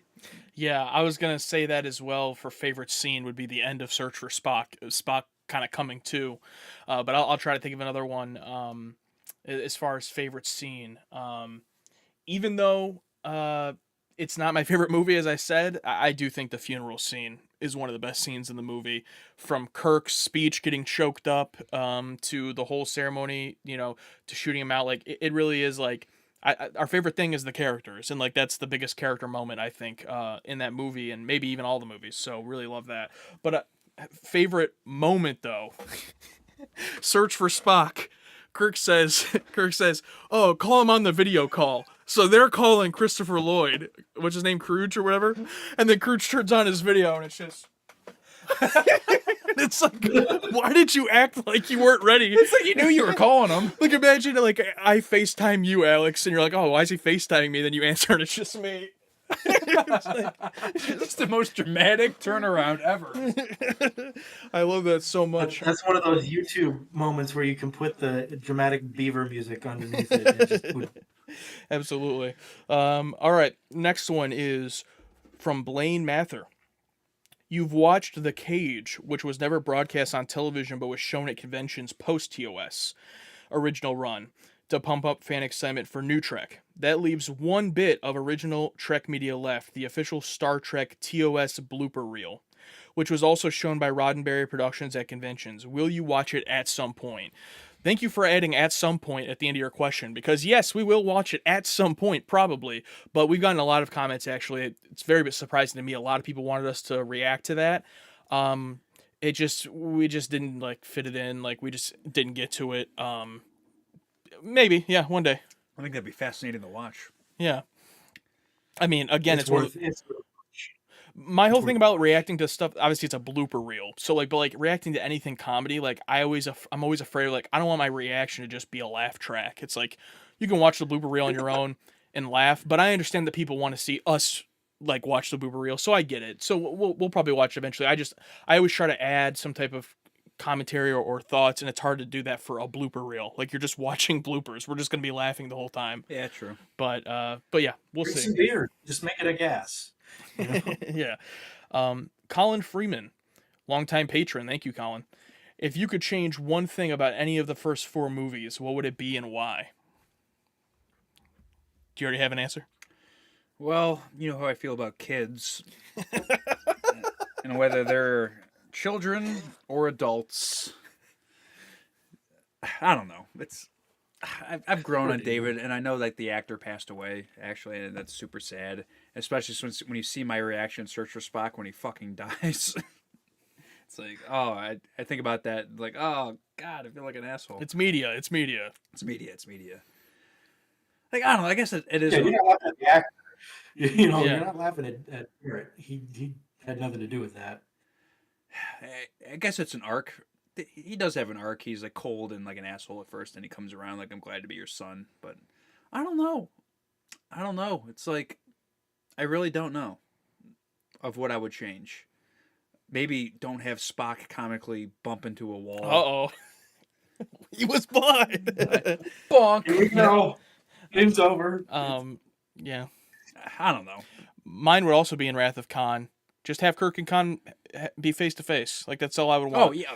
Yeah. I mean, just have the climax, you know. You could even still have all the same stuff. Khan's broken down, whatever, however you do it, but just have him at least once, hopefully in the climactic end battle, but even if not, just at some point in the movie. Maybe even when he first, if not the climax, when he first gets revealed, when he takes off that mask and it's Khan, have that be in front of Kirk, instead of just he shows up on a view screen and Kirk's like, oh, it's Khan, you know. Again, this is fantasy booking here, but that's what the question was, so that's my answer. What about you, Steve? Oh, I'm sorry. You know, that's a tricky one. I'm probably going to get some flack for this, but I would change the soundtrack in Star Trek 4. Oh, no, that's an interesting one. James Horner was supposed to come back and reprise soundtrack duties, which I think would have made those 3 movies feel more like a cohesive trilogy. Leonard Rosenman's soundtrack for Star Trek 4 has never done it for me, and Josh, you even had a moment in the hospital chase when they're pushing Chekhov. What is this music? Is this really necessary? It's like, it doesn't quite, I mean, it fits the tone, but other than that, like, yeah, they're all pretty good. I really wouldn't change anything. Maybe cut some of the visual effects out of the motion picture. I know I said that. People don't like that. People really don't like that when you say that. Oh, cut some of the visual effects. You don't have any attention span. That's your problem. We don't. Well, we don't. Yeah. Well, I was thinking about setting up a second TV under our TV, and we're trying to play Subway Surfers footage. To keep people interested. Yeah. All right. Moving on here to Dion James Pittman over on Patreon. What are your thoughts on the brief glimpses of 23rd century Earth that we've seen and been told about so far? It was nice to finally see it in the motion picture. I'm like, oh, that's what it looks like. Okay, because they've referenced it, or like anytime we do see Earth, it's in like the past at that time period. So to finally see it, it was like, ooh, neat. Especially in was it Search for Spock? Because Spock's dead at the beginning, and they're back in Kirk's quarters with Sarek, and we get to see them more in their civilian clothes. Yeah, just fascinating. I loved it. Yeah, I liked it. I don't need to see a ton of it, but I liked seeing more, especially in Star Trek 3 in the first act, seeing more of Starfleet. That's not really Earth per se, but just seeing more of the world was nice. But I don't need to see a ton of it because I'm just afraid that the more you see, the more it starts to fall apart and not make sense, and like, why are things like this? So I'm okay being away from Earth, but I just like more so seeing just more of the future, just the future in general, which has been nice. Anything from you, Steve, on that? I mean, through the TOS and the TOS movies? Well, what I would say is that it's actually remarkably consistent from like Court Martial and Operation Annihilate all the way through the movies, even into the new shows. What future Earth looks like is pretty consistent across. It's actually remarkable that over 60 years they were able to keep it pretty consistent what the future looks like.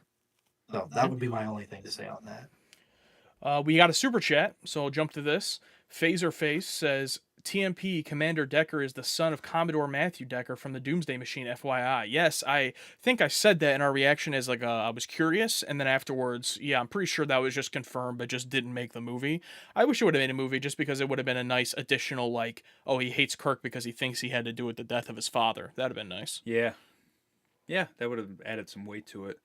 Like, or like he had something to do with like his father's death. Like, one of the most fascinating things I think about in terms of the Star Wars universe is the lore of people thinking that like Luke Skywalker went into the Emperor's throne room with the Emperor and Darth Vader and was the only one who walked out alive. And just like that, like aura, it's like, and maybe there's some sort of aura with like how like this captain died or something. Because they don't know about Vader's face turn. Yeah. Maybe they don't know about Decker's, or whatever. Maybe there's something like that they could have explored, but they needed some shots of that Enterprise, man. Yeah, gotta have shots of the Enterprise. Anthony Bernacci over on Patreon says, if you were members of the Enterprise crew, in which department would you want to serve? Command, sciences, or support, like security engineering? I want to be one of those off-screen, there's over 400 people. Lower decks? Yeah. One of those other jobs, because in a space seed, like the one woman was just in charge of like what the history. Yeah, the history. So yeah. Something odd like that. Like in the one area of the Enterprise that no one goes to. They have a film study job. Study old tape. The reactor section. Yeah. Yeah, I don't know that. Yeah, I'd go with engineering, even though it's kind of dangerous. Dangerous in engineering. A lot of people die in engineering. A lot of people die, and there's a lot of pressure on you. You have to be a miracle worker. Like, I mean, look at Scott. I mean, he went so much stress over the years. He grew that mustache, and that's what it was. He aged a lot in those 10 years. What about you, Steve? I mean, everybody likes to say command, but most of us would not make good commanders. Let's just be real. I would not. I think engineering would actually be where I'd be comfortable. I'd like to work with machines, figure out how that stuff works. Hell yeah, yeah. Try not to blow it up. Being a commander or captain of a ship, no way, man. Even first officer, it's like, Captain, don't get in too much danger. I'm not taking this over. How about just an ensign? I want to be one of those football helmet guys from the motion picture. All right. This is from Ken R. on Patreon. Why do you think the world believes William Shatner can't act? Was he bad on T.J. Hooker or something? Because as far as I know, his Star Trek performances, pitch perfect. I mean, being a captain of the Enterprise is you're acting as an actor. You know what I mean? You have to put on this firm captain's face, but doing that, you're as that character, you're also acting. So it's like double acting when you're a captain. It's weird. I don't know. Did people just see like the finale of season 3 where does the whole Yeah. that famous GIF or GIF, whatever it is, where he goes when the woman's Yeah. acting as him. And it's not like he falls apart in the movies either. No, Yeah, no. I don't know. There was like maybe 2 or 3 times, especially in the 3rd season of the show, where I went like, all right, he phoned that in, that one take or that one scene, but for the most part, he was great. So I don't know, Steve, you could probably have more insight on that. Honestly, it's kind of like the even odd thing with the Star Trek movies. It's pop culture. You've got actors like Jason Alexander who do their "risk is our business," impersonation, and that's what people know of William Shatner's performance. They don't really ever see, what if I'm wrong, Bones. The really intense command performance that he gives. He's a Shakespearean actor. He was on stage. He was not some guy. Let me put it this way: if the cast from The Cage had been the cast in the series, we wouldn't be talking about Star Trek right now. William Shatner and Leonard Nimoy, head and shoulders above the rest of the cast. And I mean no disrespect to the rest of the cast. But William Shatner and Leonard Nimoy are the reason Star Trek was such a success for so long. There you go. They put in the work. Yeah, There you go. makes sense to me. Right. Prof Moff threw in a $10 super chat, no question there, but thank you, Prof Moff, for that. We're going to jump on to the next patron question here. David Wayne Fox asked us, which moment from the show or movies most brought you to genuine tears? I think Spock's funeral, I think, is the only one. Yeah, nothing in the show really made me cry. I mean, there's emotional reactions or like what reactions, but Yeah. nothing to tears. But yeah, Spock's death. I would say if I had to choose one from the show, it would be This Side of Paradise Spock. For the first time in my life, I was happy. Yes, But I didn't cry, though. That was painful, but it wasn't tear jerking. Yeah. Anything from you, Steve? I'm guessing Spock's death also had a big impact once you saw that, maybe, or? From the series, it would be the end of City on the Edge of Forever. From Edith's death all the way to Let's Get the Hell Out of Here. And then from the movies, it's not going to be Spock's death because I saw the movies out of sequence.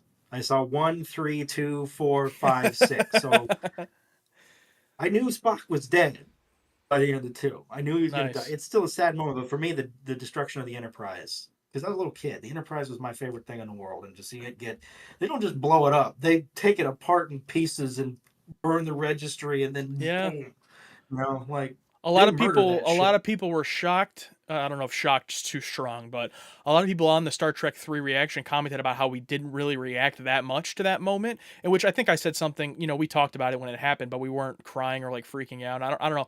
I obviously love the Enterprise, but yeah, it didn't have like an emotional impact on me. It was just like, wow, bold choice. Yeah. That was spoiled for me from Red Letter Media. Damn it. I knew it was going to blow up at some point. Oh, at some point? At some point, yeah. From the trailer for the movie. Yeah, I heard that. That's crazy. Death of Enterprise. Boom. Oh, I love it. That's great. Classic. Even back then, they were shitty with trailers. I think they were even worse, to be honest. All right, next one. James Bodis over on Patreon. Now that you've seen how the Space Seed to Wrath of Khan story played out, which TOS episode would you have chosen to get sequelized into the movies? Well, I'll tell you which ones I don't want. Let me pull up the episode list. You can go first. Okay. We'll get sequelized into the movies. I'm trying to. Oh, dude, a Harry Mudd movie. Come on now. Oh, Jesus Christ! We got to do a Harry Mudd movie. The Return of Harry Mudd. Oh, absolutely, yeah. Just, oh God, but something where you think he's gonna be the villain, but he's actually like your like partner or something. Yeah. Yeah, something like that. Absolutely. But since that was your answer, let me think of one for me. What about you, Steve, while he's looking for that? Well, just to take the opportunity to share a little bit of nerd trivia, Star Trek does pretty good anniversary stuff. I won't spoil what they do, What they planned to do and didn't do was a sequel to A Piece of the Action. Mm. They were going to have a crew from one of the newer shows go to that planet and find out that it basically turned into an original series convention wherever they were all dressed up like TOS characters. So I thought that would have been a lot of fun. They put that one to the side. I think they made the right choice, but that would have been a cool one. You find anything? Yeah, you know what? I would love to see a sequel to Mirror Mirror. Well, you do when Star Trek continues. Oh, Oh, no, oh, great. No, but yeah, for sure. Yeah, just I don't know, just something. Multiverse of Madness. Yeah, exactly. Yeah, I love to see what evil Spock has. See if he's changed the world at all over there. Okay, so you'd want to see those same characters, that same universe. Yeah. Okay. See how things are going. For sure. Don't ask me to write a script for it on the spot, because give me some time. Spoilers. And then I'll go with the next question here on Patreon. Jeff Cornell. There are several recurring types of stories through the series. Kirk vs. Computer, a villain with a god complex, a planet that's like an alternate version of Earth, etc. What's your favorite recurring type of story in the series? We've talked a lot about stuff that gets on our nerves, but what was your favorite recurring type of episode? Oh, Jesus Christ. I'd probably go with the... it wouldn't be the god complex. No, I guess like any like theme that where it put like faith in humanity, I guess, or it's like like just I don't know Kirk's humanity and ability as a leader, like shines through what other bullshit has been put in, because it's tough when we talk about themes or like reoccurring enemies. It's usually in a negative light, so it's hard to think of one in a good light. I mean, a good example would be a recent one we watched on patreon.com/TNG. TNG, of just being like a good human being, whatever. But yeah, I'd say anything that includes a love story, Metamorphosis, This Side of Paradise, City on the Edge of Forever, anything that has some type of love story, and it doesn't have to just be romantic. One of the characters in the crew meets up with a woman, like it can be expanded. Even some of the more like brotherly love, friendship stuff, like an Immunity Syndrome between Spock and Bones and Kirk. Just different episodes like that have those themes. Again, more character stuff. I always like those types of stories where the sci-fi is on just the backdrop. I like both extremes. Either just have the sci-fi be the backdrop and tell me a really awesome human character story, or just go all sci-fi. Like those two extremes I really love. What about you, Steve? Well, it's funny you say that because in the Star Trek Bible, that's basically what Gene said. This is the format, and this is as expansive as we can go. We can do crazy science fiction nonsense, or we can do a really real human story about a really real issue. For me, I think it is when they get that mixture just right, where whichever way they're going, as long as they get that mixture really right, and the core of the story has something to say. Not like, oh, I have a political message, but it's not just nonsense. It has something that's going to resonate with you when you're done watching it. Those are the good episodes in my book. Yeah. Have your political message, but just like tell it in a good story, and don't just shove it down our face and make it obvious. You know what I mean? It's like have us think about it, or tell us a story, and when we start thinking about it, like, oh my god, that's a allegory, metaphor for this or whatever. Yeah. And not just don't show us like current news footage. Yeah. On the flip side, I mean, Let That Be Your Last Battlefield is racism is dumb. Like, it doesn't get any more. It's great. I love that episode, but that is literally racism is dumb. But they still made the episode good. Yeah. You know what I mean? Yeah. Yeah, and it's like I remember pointing it out. I'm like, oh my god, like their faces are switched. I didn't even notice, and that's like a total thing. Like, what's the difference between you and I? You know what I mean? It's like, I thought it was good. Yeah. We got another super chat here from Prof Mov. I have figured it. I'm guessing they mean I figured it out. And in 5 years and 2 episodes a week, you will finally start my second favorite Star Trek TV series, Enterprises. I'm guessing they mean Enterprise. Do you think you will make that 5-year mission? I hope so, unless something happens either to one of us health-wise or our friendship. Major falling out. Over Agree on disagreement. DS9. Game. What's that? I said couldn't agree on DS9. Game over. Where you say major disagreement? Major disagreement. It's the Next Generation is season 5, episode blah blah blah. Yeah. Channel shut down. Oh yeah, this will be a future YouTube title. This episode made Alex storm off, mad at Josh. Yeah. Yeah, imagine if we got as mad at each other about our Star Trek takes as people get mad at us. Oh my god. Luckily, we're pretty much on the same page. Yeah. I like having disagreements though too. Yeah. All right. Back to the Patreon. Andrea Schmidt, longtime patron, thank you.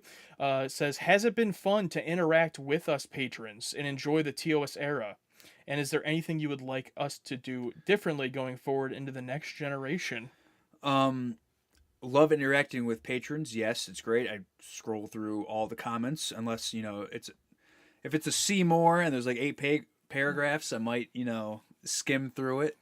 But it's not like the YouTube comments where it's like, all right, you guys are stupid. Listen, you know what I mean? I had this conversation with Alex earlier.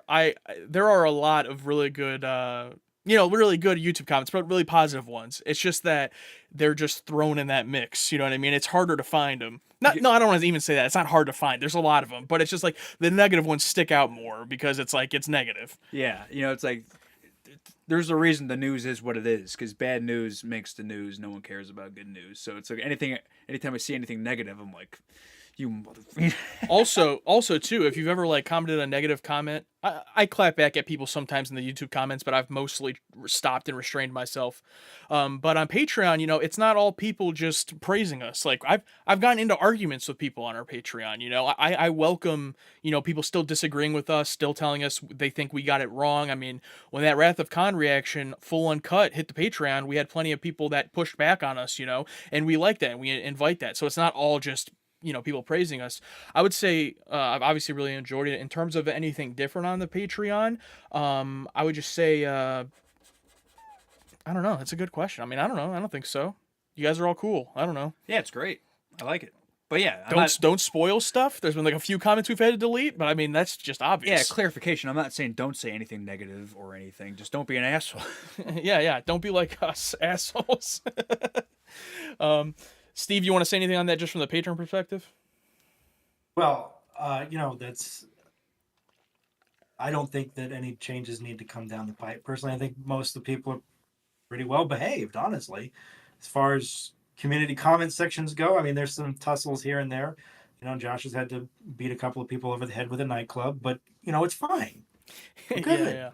Yeah. If anything, we're always looking for how we can make the Patreon better and the YouTube channel better. What changes can we make? We're always thinking about that from a production standpoint, community, all of that. So, that's what we're thinking about. But next one here is from JD, and he says, "Who wins first prize for old school gravitas, Mark Leonard or Leonard Nimoy?" Ooh, I gotta give it to Mark Leonard, the Edge. He's just the best. He's just the best Vulcan I've ever seen. Wait, old school gravitas, meaning... Steve, define old school gravitas. Shakespearean, just old school acting, just has that je ne sais quoi. Okay, yeah. Yeah, I'm sorry, but Mark Leonard, just his presence is, when he comes on screen, it's like, this guy has done some stuff. You see, like, maybe because we've grown used to Spock. Maybe because we've grown with him for 3 seasons of a TV show and for the most of 4 movies at this point. But whenever Mark Leonard comes on screen, it feels special almost, because especially like one of the very few recurring characters from TOS that made it to the movies. Probably in the movies more than he was in TOS. Yeah, true. Yeah, which is weird. Yeah, but like he just like you could tell he's like an actor's actor, man, and he just gets the script, does his job, does it well. It's like, you know what? And this isn't at a detriment of Leonard Nimoy. I just think, I don't know what it is about Mark, but he's got it, whatever it is. I mean, Leonard Nimoy, he's his father's son, Mark Leonard. They're not actually father and son. But yeah, I mean, Spock's great too, but, Mark Leonard, man, he's like one of my favorite actors. Yeah, he's fantastic. Just from this. Would you agree, Steve? I mean, case in point, Star Trek 3, that reaction, the moment that door opens, both of you, your eyes just, Sarek. Yeah. Yeah, it's like, That oh energy. shit, he's here. You know what I mean? Like, you don't really do that for anyone else, really. But it's like Yeah. he just commands that presence. He commands your attention. Or when he showed up at the beginning of Star Trek 4 and you just like he starts talking, I think, off screen before he comes on, and we have subtitles on whenever we're watching something, so like it said Sarek, in the subtitle, and we're like, oh shit, you're done, like you're getting destroyed. It's over. Yeah, the joke is over. So these next three are all about the movies, so I'm just going to read them all off so we can answer them. Jonathan says, what surprised you the most about the movies? Cat with attitude, what plot point shocked you the most in the movies? So those are kind of similar there, but Cat with attitude getting a little more specific to the plot point. And then Tyrannus fan, after seeing movies 1 through 4, what is your prediction for what will happen in 5? Funny answers only. Whatever you want to start with. I gotta say, what shocked us the most is just like the whole time travel whale plot. Like, I did not see that coming at all. With a title like The Voyage Home, I just expected it to be like this wacky adventure, stopping at different planets, just trying to make it back to Earth. But then all of a sudden we're time traveling and they're talking to whales. I'm like, and there's this giant cigar probe thing. I'm like, I did not. That was the most shocking thing to me. I'm like, what is this? I did not expect this to be the finale of this trilogy. You know what I'm saying? Yeah. What was the first question? So surprised you most about the movies, and then what plot point shocked you the most? But I guess the time travel or the whales would be the plot point. Yeah. First part again. I'm sorry. No, it's the same thing. Yeah. What surprised you the most about the movies? What plot point shocked you the most? Okay. Maybe surprised me just how different they all were. Like, Yeah. I often think about you think about the Halloween movies or the Friday the 13th movies. It's all the same, just a little bit at the most minimal different. But like the Star Trek movies, completely different. In a good way, too. Yeah, in genre, tone, execution, and it's so refreshing to see sequels that are different. Yeah. I would say that what surprised me most generally about the movies is that I liked them all. I expected to hate at least one of these 4 movies just because our expectations are always low, and like, I feel like I'm also pretty tough. I talked to Steve a little bit about this off stream before, but like with TV, with Star Trek and TV, it's like I don't really consider myself like a TV guy. Like I watch some TV, I like some stuff, but it's like movies, I watch a lot of movies. So like going into the Star Trek movies and jumping that medium, I knew like I'm going to be a much tougher critic because like these are movies. I'm judging them on their own as a movie. And I'm surprised I didn't like I genuinely liked / loved all 4 of them. So that was my biggest general surprise. And then plot point that shocked me the most in the movies. I don't know if this was a plot point, but I'll say plot point in terms of just Spock's parents' involvement, how much Sarek was in it, and then also Amanda showing up and it being the original actress. Sarek coming back is one thing, like, yeah, that's impressive, that's cool, but pulling back the actress who played Amanda from one episode of TOS 20 years ago, like, that's insane to me that they did that, and good for them. Yeah. And then after seeing the first 4 movies, what was your prediction for what will happen in 5? Funny answers only. I think the funniest answer is that we're going to love 5 is my prediction. Yeah, it's definitely the funniest answer. I think... Oh, jeez. Okay. It's going to open at their home, blah, blah, blah.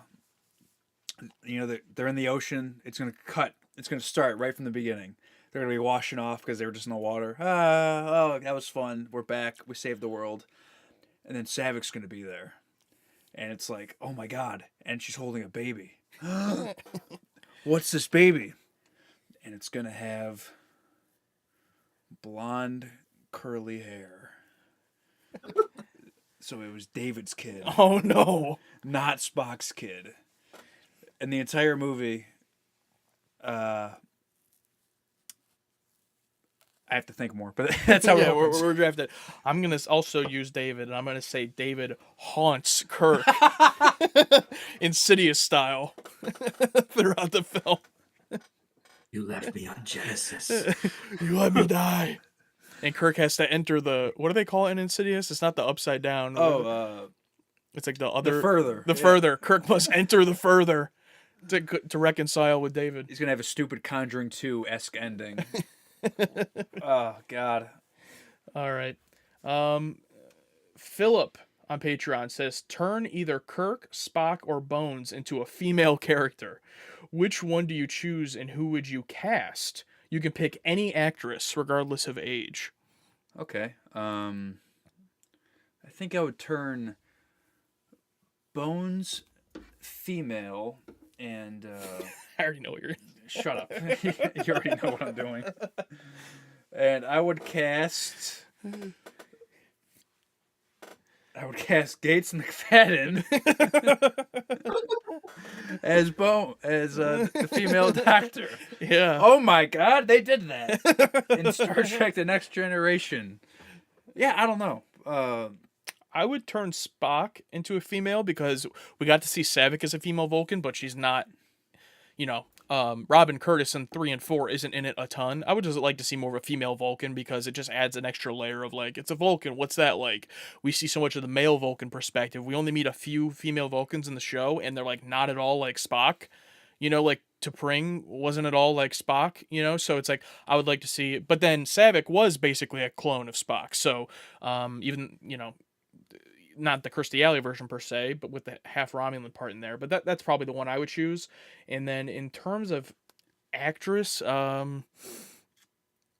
don't know. I'll just say my favorite actress. So I guess Amy Adams. I guess I don't know. I can't think of any that would like fit a Vulcan per se. Someone weird looking. I don't know. Huh. I guess serious answer because I think she's one of my favorite actresses right now. Probably still Bones. Just Emily Blunt. Emily Blunt, yeah, in Star Trek, that'd be cool. Yeah, I think Emily Blunt is like one of the best actors working right now. But she plays her character from Oppenheimer. So she's just drinking. That is basically Bones. So she's just drinking in the med bay the entire time. Yeah, or maybe that's more Scotty, yeah. Oh, yeah. What about you, Steve? Well, you stole my fucking answer. I was going to say Emily Blunt for Kirk. Oh, wow. Emily Nice. Blunt for Kirk? Okay. I can see it. You wouldn't go Brie Larson for Kirk? As captain. As captain? Captain Kirk? Come on now. All right. Oh my God. Easy. Let's not get canceled here. All right. It's extremely tame. Okay. I liked Captain Marvel the movie. Anyway, Carl Peterson says, if you can add one character from the original series to the next generation and vice versa, which one would it be and why? Now we're talking extremely first impressions. We've only seen 6 episodes of the next generation, so we're not going to spoil how we feel about anything yet. But I would definitely add Geordi to the original series. I think that'd be a great addition. And then as far as adding to next generation, I would love to have seen. I don't want to say anything without like spoiling it too much. I'll just say I would have loved to seen Bones stick around in the next generation, I guess is the best way to put it. As his old self. I mean, shit. But they know what's coming. Yeah, they know. But no, not quite that much. Not quite that much. Yeah, not quite that much. But like Bones was already grumpy. You know what I mean? Yeah, it would have been nice to see him as like a mentor in some way. But yeah, what about you? I would love to see Data in TOS because I just hooked on the Data as soon as I started seeing him. Like, I love this guy. Or Q, maybe. Oh, Q. Okay, that's Maybe. an interesting one. Yeah. Tie between those two. I would love to see Kirk and Q duke it out because Picard and Q is such a good contrast. I would love to see Kirk and Q just to see how different it would be. And to add to the next generation, I would have to go Scotty because the lack of that engineer. an engineer So far in what we've seen, yeah. And so far what we've seen, a lack of an engineer. Yeah, I would love to. Picard and Scotty arguing. I can't do it. Figure it out. Yeah, Scotty, figure it out. What about you, Steve? Oh, honestly, I'm going to say this. By season 3, the TNG cast is perfect. Oh, I wouldn't want to change either one. The memories of both are so beautiful. But that's all I'm going to say. I'm just going to say there's some freaks.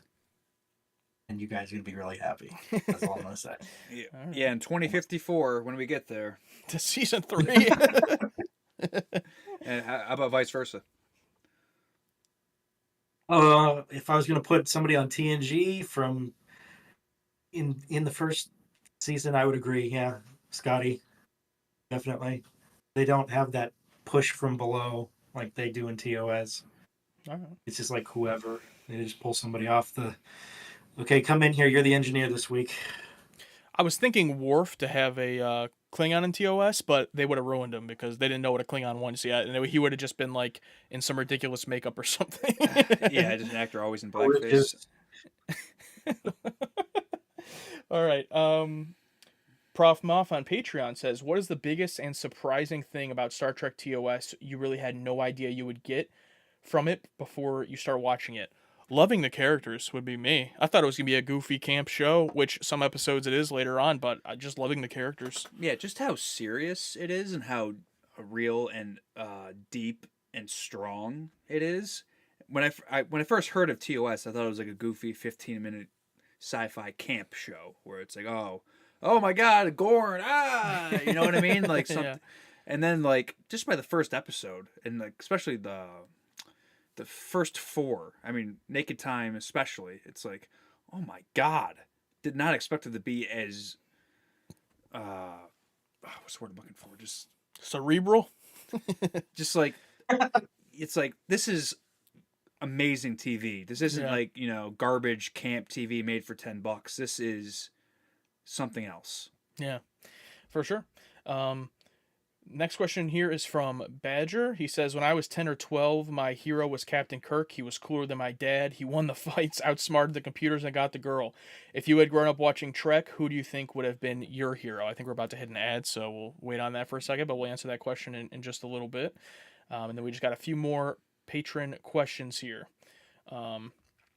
So since we're in an ad right now, I'll just say for anyone who is still here and doesn't see the ad, because I don't think it shows it to everybody. Yeah, we said it before, but we have a green screen background now. If you're on Patreon, you know this from our last few videos, but not in the first episode, not the first reaction to TNG, but we got this. We're going to have a different background moving forward. I think it just brings a new vibe to the videos. Yeah, it's different. There's more fun stuff we can do with it. Yeah, I think we're always trying to, keep the thing growing. You know what I mean? Like, looking back to where we started, like, just webcam, I had nothing on my wall behind me and shit. Now we're in person. It's like, okay, we're always looking for ways to make it better. I mean, further down the road, I would love to get a studio somewhere, Yeah. little tiny building, and like film some more sketches like we did for the motion picture in a park somewhere, but also do some ridiculous stuff. I mean, not to the detriment of what the content is, where I don't want it to be distracting, but it's like finding that balance and just keeping things fresh and new. Steve, what have you thought about the change so far with our new backgrounds? Hate it. No. I mean, I would like you to know. No, I actually have an idea. I'm not gonna say it out loud because Okay. you ruin the surprise if you do use it. But I'm gonna off stream. I'll share that with you. But no, I think it's fun. I do. I think it's really fun. Cool. And it'll be what's cool about it if you continue it is each series can have its own theme. Yeah. For sure. All right, I think we're back now. So we'll answer this question from Badger. Who, if you were watching Trek growing up, who would have been your hero?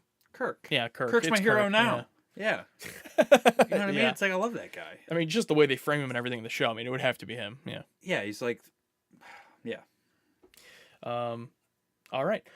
And then we have, I think this is Christopher, I think would be how you pronounce it, on Patreon. Although it would have been nice to have seen Harry Mudd and some of the old Klingon commanders, they did briefly bring back Khan, Spock's parents, Yeoman Rand, Nurse Chapel, and Kyle. Any crewman, person, or alien you wish that had brought back for at least a cameo? I think he's saying outside of Harry Mudd. I would have loved to see more of the Gorn, of course. Yes. Yeah, the Gorn is like one of those classic, when people think of Star Trek who aren't really into it, they always think of that fight. Maybe because of how cheesy it is, but it's also super classic, that fight. I know people like go to like tourism spots to where they fought or whatever, in that canyon or whatever it is. So like, I think it was briefly touched upon in TAS. Wasn't there a Gorn in that one? He was just sitting there, yeah. Yeah, in that council, in that middle world or whatever. It's like, yeah, I would love to see the Gorn modernized, maybe touched up a little bit, still practical, but not look as goofy. Yeah. Yeah. What about you, Steve? Well, it's like fantasy football time here, but yeah, kind of the Gorn would be my pick too. If you could get Stan Winston Studios to do a Gorn, Mm, oh, oh yeah, mm. That'd been like the nuts. Predator or something on Oh that my level of God. detail. Now that you say Predator, imagine the same Predator movie, but instead of like the Predator, it's a Gorn.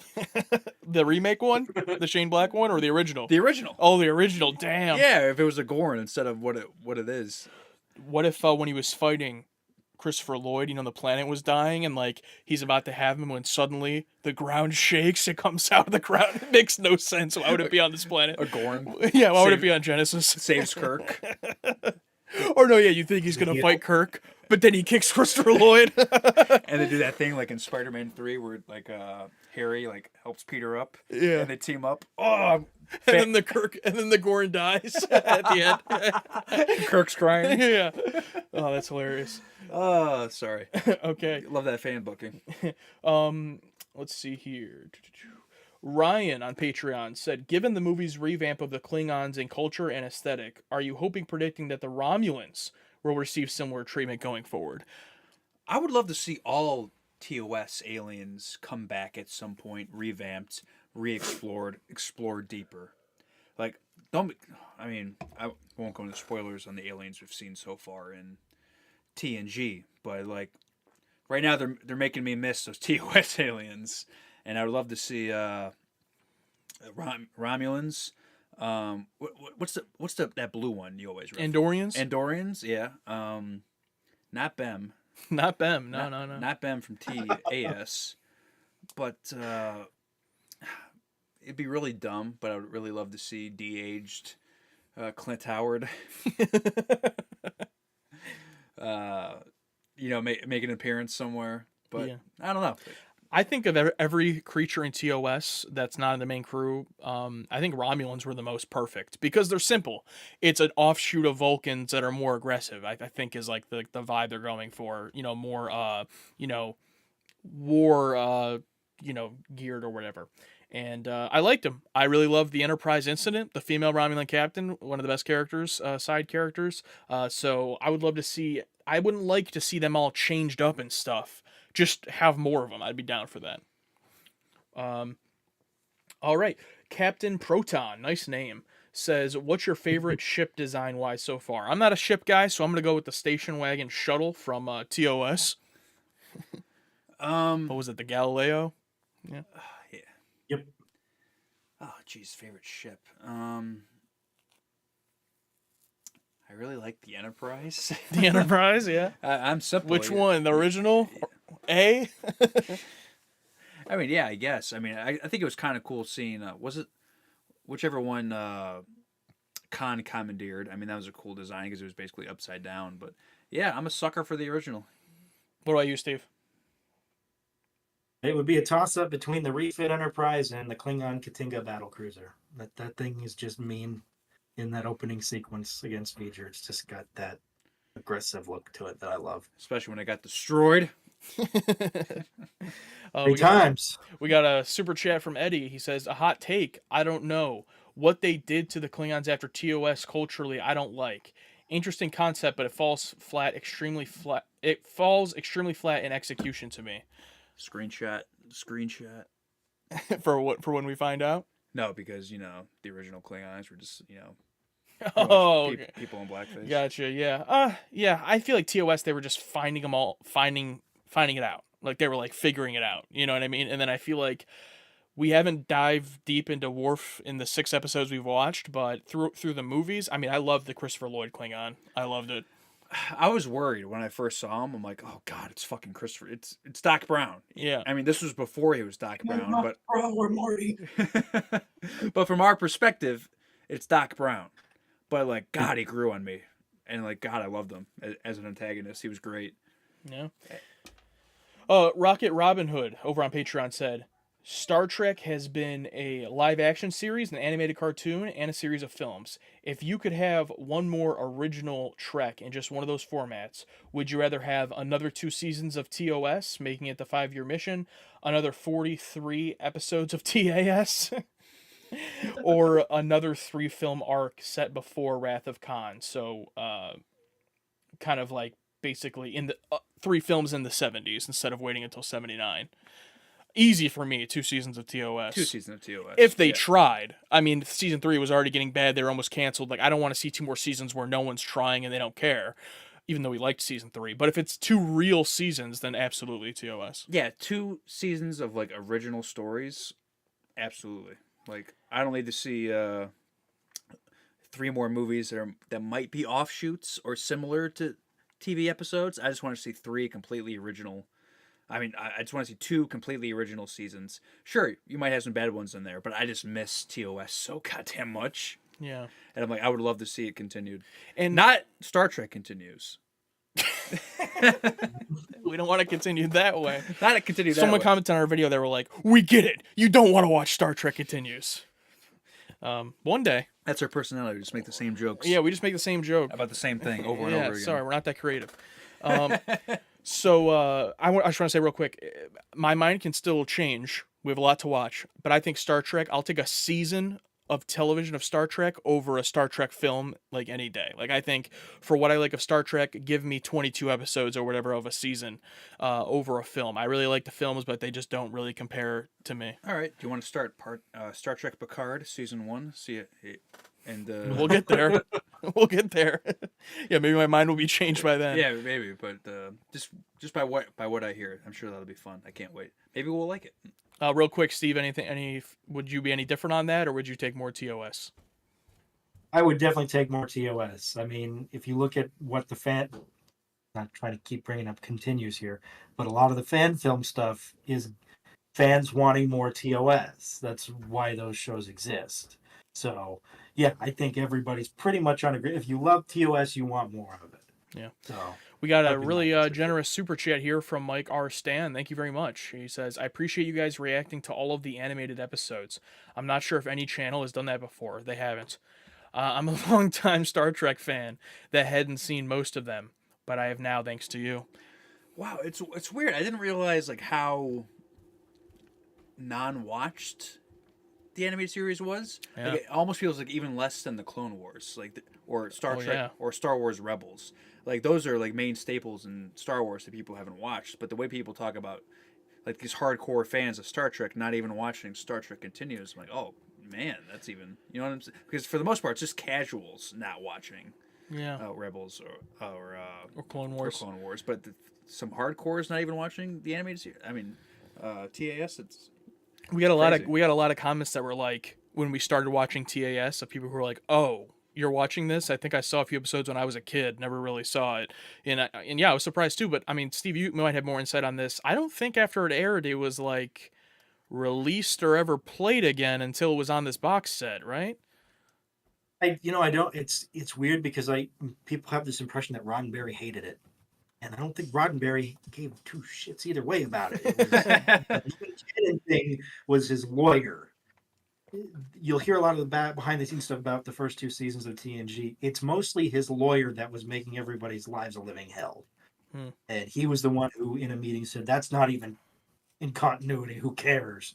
But like, I didn't see the animated series until after Enterprise was over. I was hungry for more Star Trek, and my friend Jim told me, "Hey, there's an animated series." I was like, "What, like Scooby Doo?" Yeah, like that.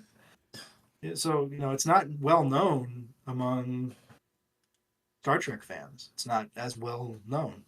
Yeah. We got another one here from Mark Crisco, who says, "Do you think Captain Christopher from Tomorrow Is Yesterday would have made an interesting regular TOS series character?" So do you remember Captain Christopher? That's the guy they take from Earth, right? Yeah.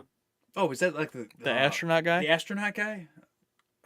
I guess it would be interesting to have like a regular common day or a modern day man on the crew, but would it get overused after a while? Well, it just gives me vibes of Farscape, which we only watched the first episode of, but I'd rather just watch Farscape than see this like random.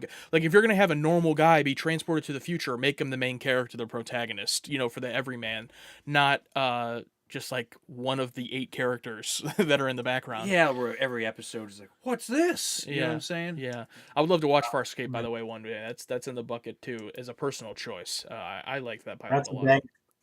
That's a banger for sure. It's a weird show.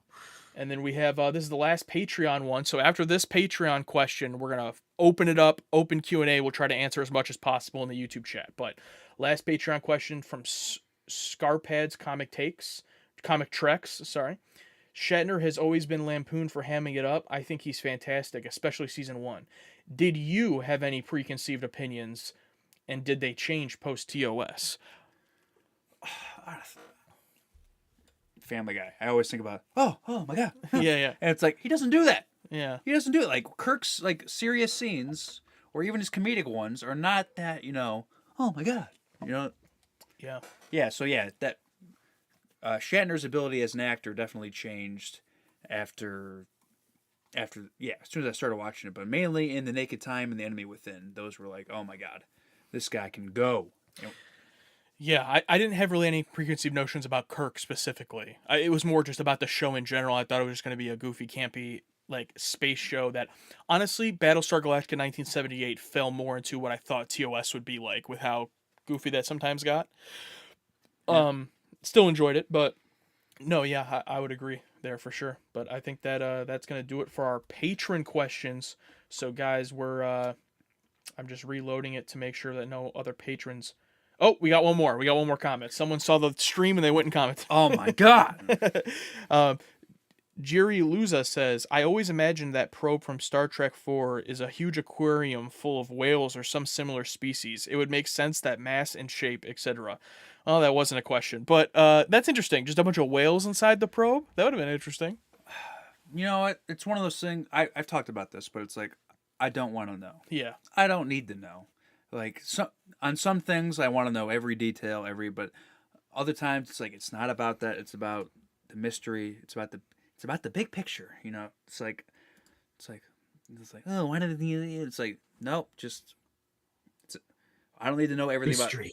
I don't need to know everything that happens. I don't need to understand the motivations of this thing. It's just a thing that happens. Yeah. Okay. So I gotta use the bathroom. You're gonna use the restroom. Go ahead. I'm gonna give my opening spiel, and then we'll start it when you get back. Okay. Going to the void. All right, guys. So we're going to open up the floodgates here for the open Q&A.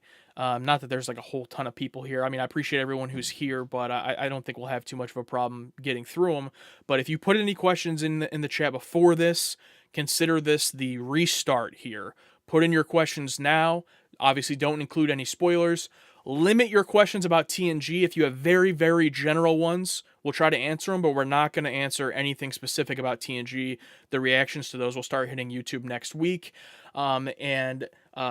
I think, as Witcher Joker Armad was saying, try to limit the chat now if you can to just questions. Obviously, if you still want to throw stuff in the chat, I'm not going to say don't do it, but I'm going to really try. We're going to try to pull out the questions here. Steve will help me as well. And then super chats will still get answered first. So this is for everybody at this point. We understand there's a lot of people who can't do super chat. We totally get that. So we want to answer everyone's questions. But if you do put in a super chat, we will make sure to get to that one right away. So as soon as Alex gets back here, we will start that. In the meantime, if you have any personal questions about me, what I like to do for fun, what restaurants I like to go to, You prefer heel or baby face? I find that it's an odd question because I feel like it doesn't matter. Like, I feel like you can't have a good story without both, right? So if you have a babyface you don't care about and a really good heel, it's only going to take you so far, or vice versa. So, but if I absolutely had to choose, I think it's much harder to be a really good babyface. So I respect that more. Like, that's why I think John Cena is the GOAT. Like, it's hard to pull off being a good babyface, right? What? We started talking about wrestling after you left. Oh yeah. Being a heel was much easier. Because as a babyface, your whole thing is you're the good guy, right? But it's like, how do you be interesting? Like, I don't want to be a good guy because the other guy's a bad guy. Yep. You know what I mean? It's like, I want to be unique in my own way. I don't want to come out and go, come on, come on, and like make the crowd clap. It's tough. It's like, tough. What makes you unique? Because as a heel, it's simple. You. Like, oh, you're ugly, your shirt's stupid, blah, blah, blah. You just insult people. But as a babyface, it's like, it's an art, man. It's an art. And yeah, John Cena's the GOAT. Yeah, and also don't want to diminish though good heels. The problem with it is it's Oh, yeah. easier to be a heel, so many heels just fall into the void of being an okay heel. If you're an Eddie Guerrero heel or a Roddy Piper heel, that set yourself above Ric Flair. a Ric Flair, then that can be really obviously really good too. So don't want to diminish that. No one cares about wrestling though. We're here about Star Trek. So I'm gonna start with this super chat from Eddie. So if your question or chat is before this super chat, then we're starting here. So he says, not Star Trek related, but any interest in Twin Peaks? Yes. It was on a Patreon poll, our very first one when we had like 15 patrons of what show to watch, but it didn't win. Battlestar Galactica won, so we definitely do have interest in that for sure. I do want to watch that, yes.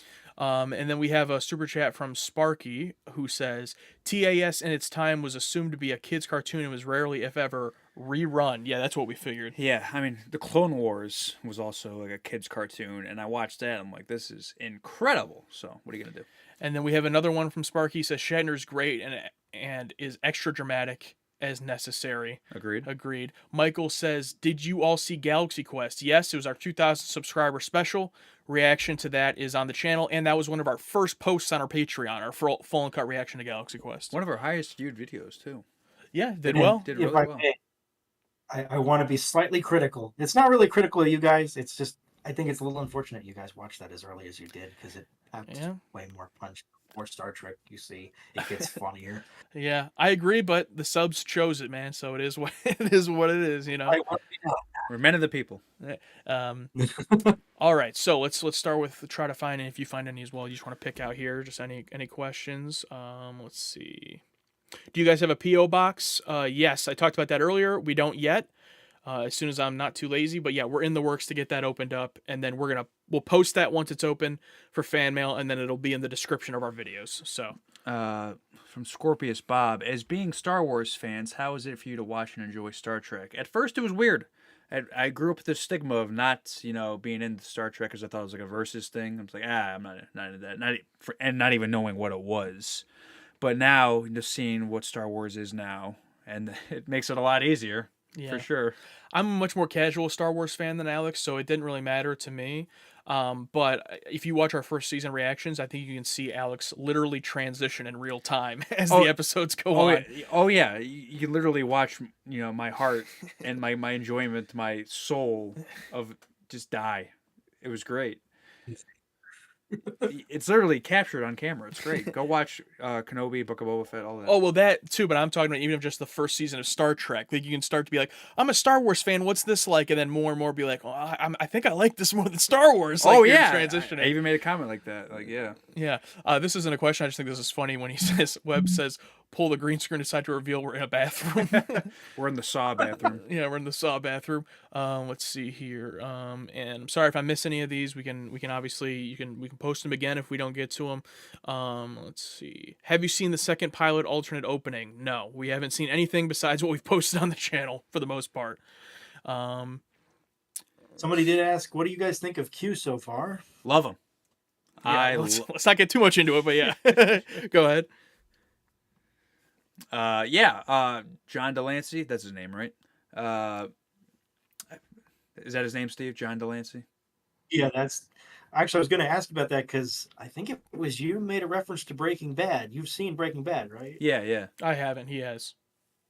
That's Jane's dad. Oh my god. I haven't watched Breaking Bad in years. I mean, we watched like the first episode. The first episode together, but It's in the bucket. It's in the bucket. Yeah, but it took me back to Squire Agathos, and I know through Red Letter Media. Red Letter Media that he does return at some point. So yeah, he's just like the perfect contrast to Picard. I can't wait to see more. Check out our reaction next week for our full thoughts on that. And speaking of that, Anthony asked, general question about TNG. Are you going to do a discussion of what you knew about TNG before?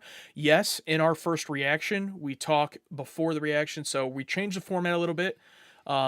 it's a win-win. If you love just to come and watch our reactions and don't care about what we say, our reactions are still there for you to watch and then leave afterwards with time codes. If you do like and enjoy us talking about Star Trek 2, we're doing a lot more of that in these reactions. So we have a full discussion before the episode where we talk about what we already knew and our expectations. So you can look out for that in the first episode. What restaurants do you like to go to?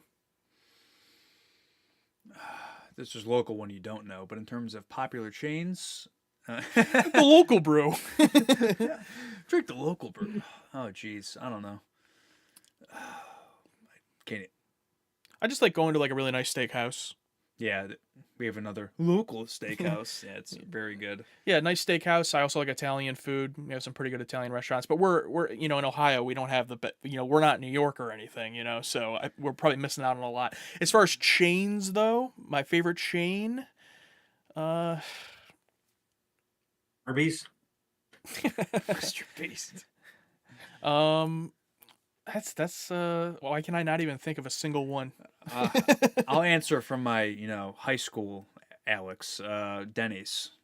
Denny's. Yeah, those build your own chicken wraps or Well, whatever. Speaking of breakfast, First Watch is kind of a chain. That's a good breakfast place. That is Scrambler Marie's. I don't know how big that is. That's one of my favorite breakfast places. If you're in the mood for just like this is okay, I think Olive Garden's all right. If you're just like this is okay, This is something to eat. All right. Let's see here. Oh, I got one. Go ahead.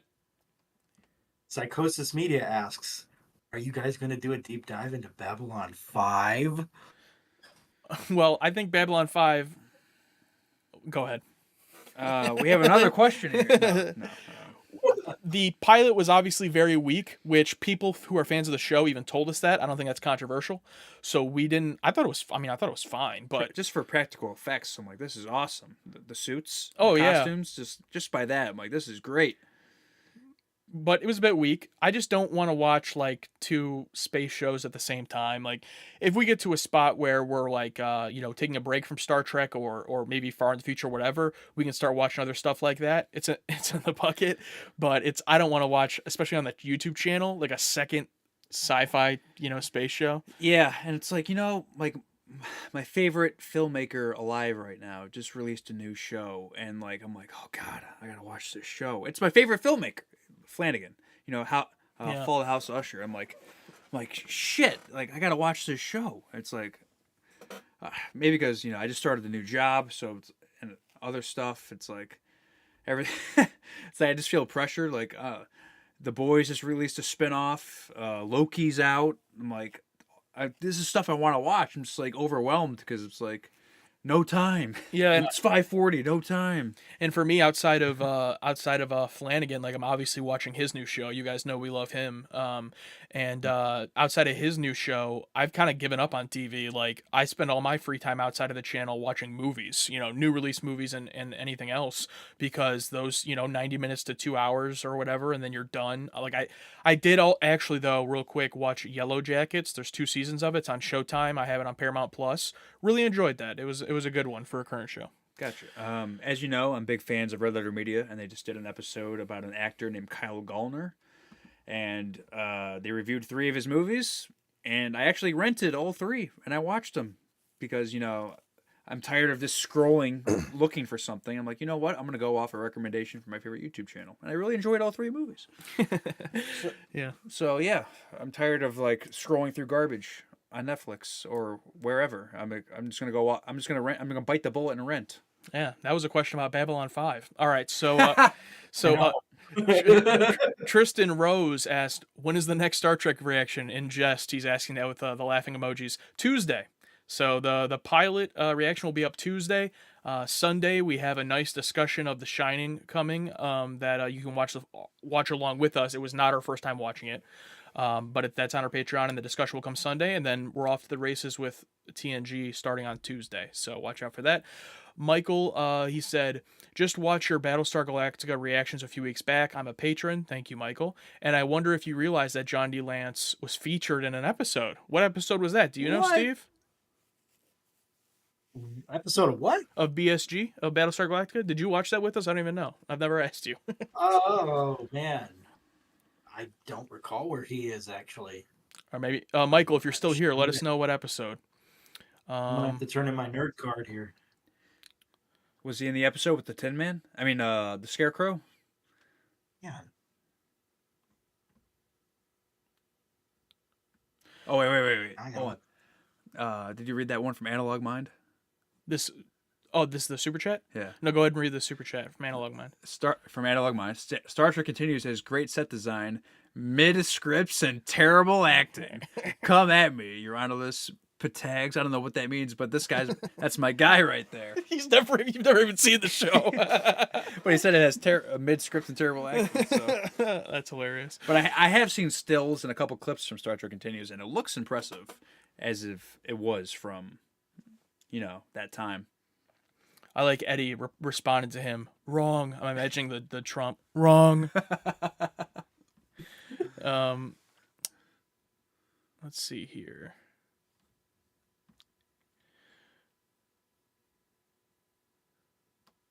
Have you seen Shatner in any of his Twilight Zone episodes? I have seen the airplane one. I've seen the airplane one, yeah. I think he was in one other one though that I don't think I've seen. Oh shit. Was he in the one at the diner? Was that him? I'm not gonna be able to remember off the top of my head. Are you talking about the one with the machine? Yeah. I don't think that was him, but maybe. I can't remember. Okay. Here's another super chat, so I'll read this one first from Michael. I wish y'all had made it to the Star Trek The Experience in Vegas.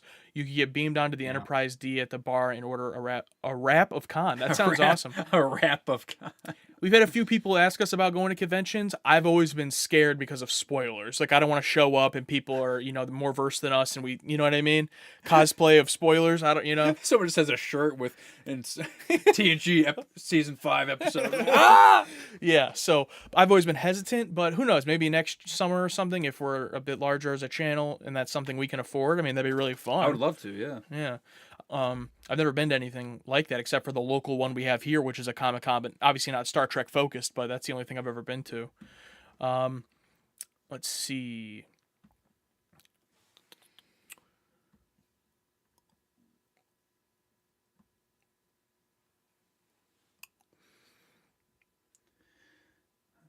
How about where was that one from Eric Anderson? It was a bit of... Oh, these people are saying you're correct. It was in a diner, the fortune-telling machine. That was William Shatner. Oh, wow, look at that. Cool. I could be wrong, but I think that's the first episode of Twilight Zone I ever watched. Really? Yeah, and I think it takes place in Ohio, too. I think they randomly Rod Serling in the episode's like, in this town in Ohio. And I was like, ooh, as a kid. Oh, that's cool.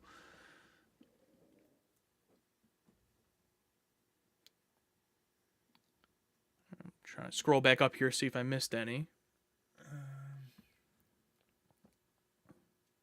Isn't there a slow button on the chat? Like, to slow it down? I don't even think we need to slow it down. I reached the end. I'm just trying to see if I know there's ones I didn't hit. Oh,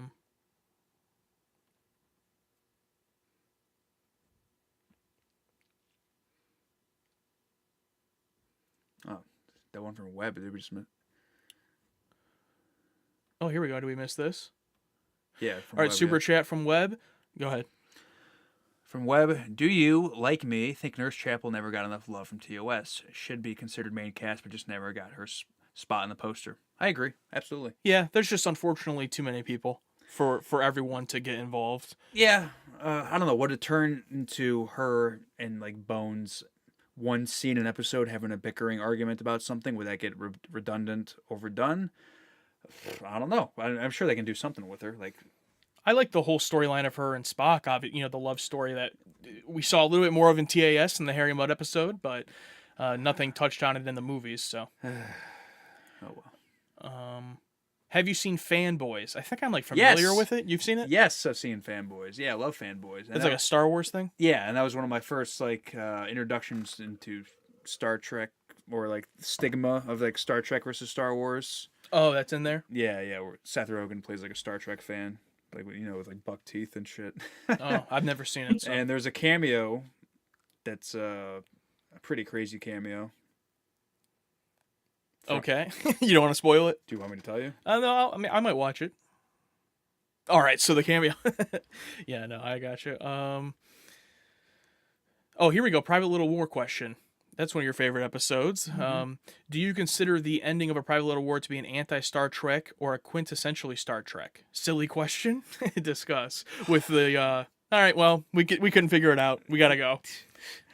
Anti Star Trek in the sense of there's not really like a happy solution, right? I mean, yeah, they don't fix anything and they just leave. Yeah, so that's a fascinating ending. They actively make it worse. You could argue. Yeah, it's like it's a lesson in the terms of they didn't win, but a lesson of like, oh my god, what did we do? You know, it's like I think that's fascinating. Like not everything needs to be, Kirk gets away with the girl or the crew is on the bridge. Ha ha! Oh, Spock, you're such not a human. Oh my god, you know what I mean? It's like I love that whole like that's similar to the City on the Edge of Forever ending where it's like, oh god, you know what I mean? So refreshing. It's like similar to I don't know. Sometimes things just don't go the way you want. Yeah, it's like You that's know? life. That's life. Yeah.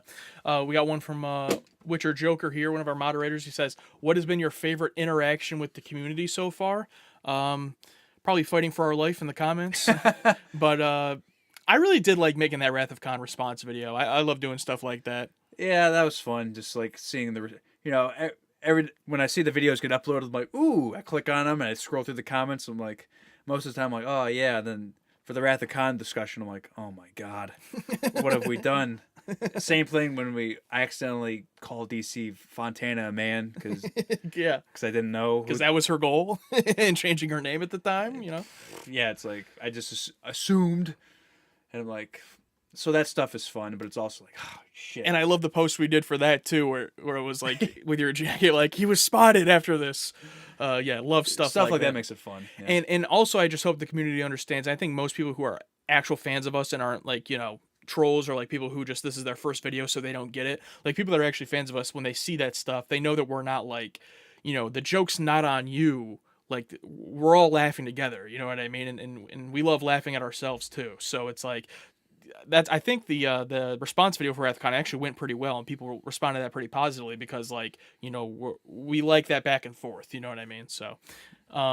We got another super chat here from Michael who says Star Trek The Experience was the Star Trek theme park, not a convention. Oh, okay. It was in the Hilton. It had a museum and ride and restaurant ride. So did it close, I'm assuming then? Oh shit. Yeah. Yeah. Oh, that's too bad. There was actually a point where they were going to build a full-size Enterprise hotel in Las Vegas. Oh wow. Like, straight up, the Enterprise just parked in Las Vegas. Oh, that's so cool. Like, I could not afford that. We got one here that says a question about what is the best phaser and communicator designs from TOS in the first 4 movies. Oh jeez. I mean the classic. I think both for both just the classic communicator and phaser. Yeah, this is one of I'm not gonna Google like I'm not about to Google and do a side by side comparison right now. So I'm gonna have to go with classic. Sorry, James. Yeah, I don't know a ton about the different variations. Steve, you might know more, but I just like I don't like the Type 2 or whatever that just looks like a button that they sometimes use in TOS. Like that one's fine, but I like the classic phaser. yeah, I'm a sucker for the Star Trek 3 redesign because it's very close to the classic, but it looks like a 80s redesign of the original. That's my personal favorite. It looks like a phaser. Yeah. It's just a phaser. It's not. Eric says, which non-main character would you like to have seen more of in TOS? Uhura for me. Oh, yeah, absolutely. Uhura. I mean, yeah, she deserved more. Maybe Sulu too. So yeah, but I would probably lean more Uhura though. I mean, Sulu got to be involved, especially in season 3. You got some beaming down and stuff. I mean, Uhura's just in the chair like 80% of the show. Yeah, like she's been there the entire time. She deserves more. Yeah, cool that we got to see some of it in the movies. Do you rewatch TOS episodes, and if so, which ones do you rewatch the most? I don't like actively. I have. Yeah, I've rewatched some for discussions and stuff like that, and sometimes if I'm just looking for like something that I've seen before, it's on in the background, I'll throw one on. But like also like one of those where it's like I don't want the magic ruined for me. You know what I mean? Like I want that special place. When I watched it, like I don't want to. I know some people love rewatching stuff, but like even my favorite movies sometimes, where I'm like I can't rewatch this because the more I do, the more the magic gets sucked out of it. It sucks. Yeah. I've rewatched The Enemy Within the most, I think. I've definitely watched that one a few times. I'm Captain Kirk! Just a great episode. Um, let's see here. With your Joker, do you think you'll eventually buy any Star Trek props or additional uniforms? Yeah, I'm sure we will. For the channel or otherwise, I'm sure we will. Like, okay. Oh, You already got props. the uniforms. Yeah. Thank you, Amazon. I'll get some TNG onesie pajamas to wear to bed. This guy says, as a pushy commenter, okay, Bryce, thank you for admitting it. As a pushy commenter, my favorite moment was forcing you to pronounce Requiem for Methuselah correctly. Yeah, if you missed it in our live because we were both butchering it so badly, we had the chat like walk us through. I still don't know. Requiem for Methuselah? Requiem for Methuselah. Requiem for Methuselah? Requiem for a Dream. Requiem for a Dream? You got any? That's one of the most depressing movies I've ever seen in my life. Oh, same here. That's a one and done. Can't watch that again. Yeah. Let's see. Columbus Blue Jacket fans? No, not a hockey fan, unfortunately. We're not from Columbus. I just might wrestle there. My name is Walter Hartwell. I live at 507 Royal.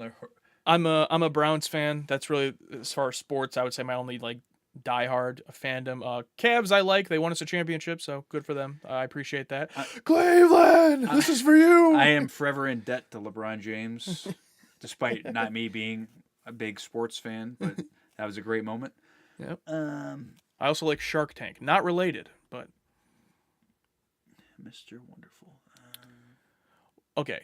Eddie says, what sci-fi stuff did you watch before your reaction channel? Anything that you guys really like? And he says all panel questions, so you too, Steve. Star Wars, mainly. I was always into Star Wars, and like I kind of stopped, and then like I had a rebuttal with the Clone Wars and Rebels. Always loved the prequels. I know all their flaws, but I grew up on them.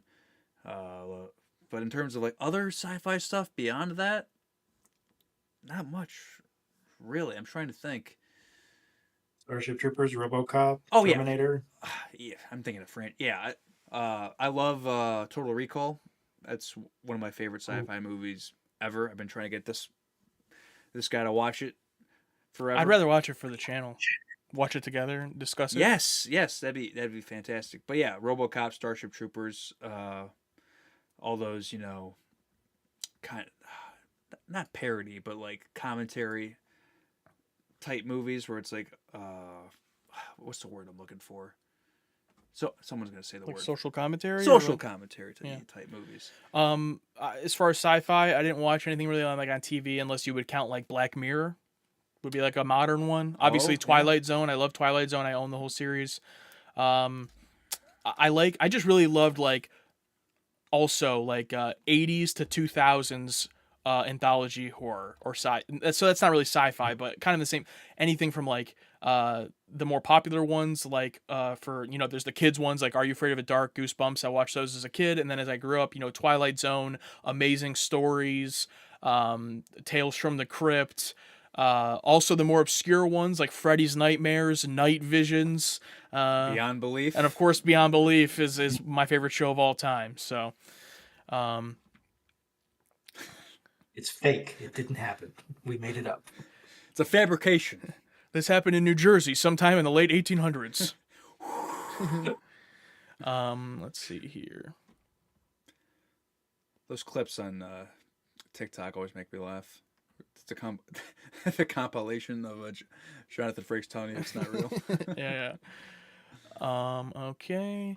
Have you guys watched any of the Dune movies or read the books? I wish I read books. I wish I had time I think for there's that. another question right below that. Alex hated the new one. Denis Villeneuve is one of my favorite directors, directed my favorite movie of all time, Arrival.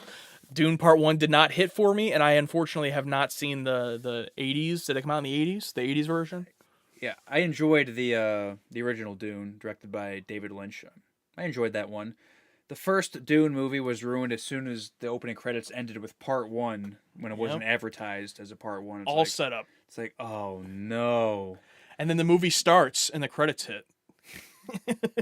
Yeah, it's like when it opens with like a part one, you already know you're not going to get a satisfying conclusion, Yeah. and that's exactly what happened. Crazy. And to get such a wooden performance from Oscar Isaac, I've never seen that happen before. I'm baffled. I'm sure a lot of people love 80's it. doing Though. all Yeah. Yeah, I want Denis Villeneuve, is how you say his name? Villeneuve. Villeneuve. I want him to do what I want, not what he wants. Okay? It's like, oh, Doom was a passion project for him. I don't care. Do what I want. Do another Prisoners. Yeah, make another Prisoners. Do What are you another doing? Blade Runner 2049. Yeah. Well, no one saw that either. So. Well, I did. And we loved that. And a million of mentally ill teenagers on TikTok that make edits every day that I love. Here's one from Elliot. As someone who remembers when you reached 200 subs, it has been great to rewatch Star Trek with you through your fresh eyes. Thank you. Oh, wow. Love hearing that. Yeah, that's great. Thank you. Thank you, Elliot. I'm glad you're still here. I always wonder, I mean, we have the few people that we know that we remember, but like I always wonder would that carry over how many of those people are still here. So nice to see that. Okay.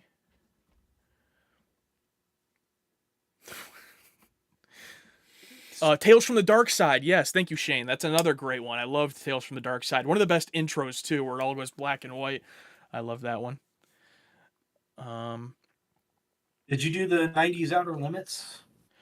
I watched a few, couldn't quite get into that one as much. I know that people say the original one's better, but I watched a few of the 90s one, but it just wasn't on TV as much, I feel like on the Sci-Fi Channel and stuff as the other one. So I didn't get to expose to it as much, and like the episodes I did see were just like kind of weird. Like one was about like a boogeyman monster that lived in a cave or something. It was like I don't know if I saw the best of what that show had to offer.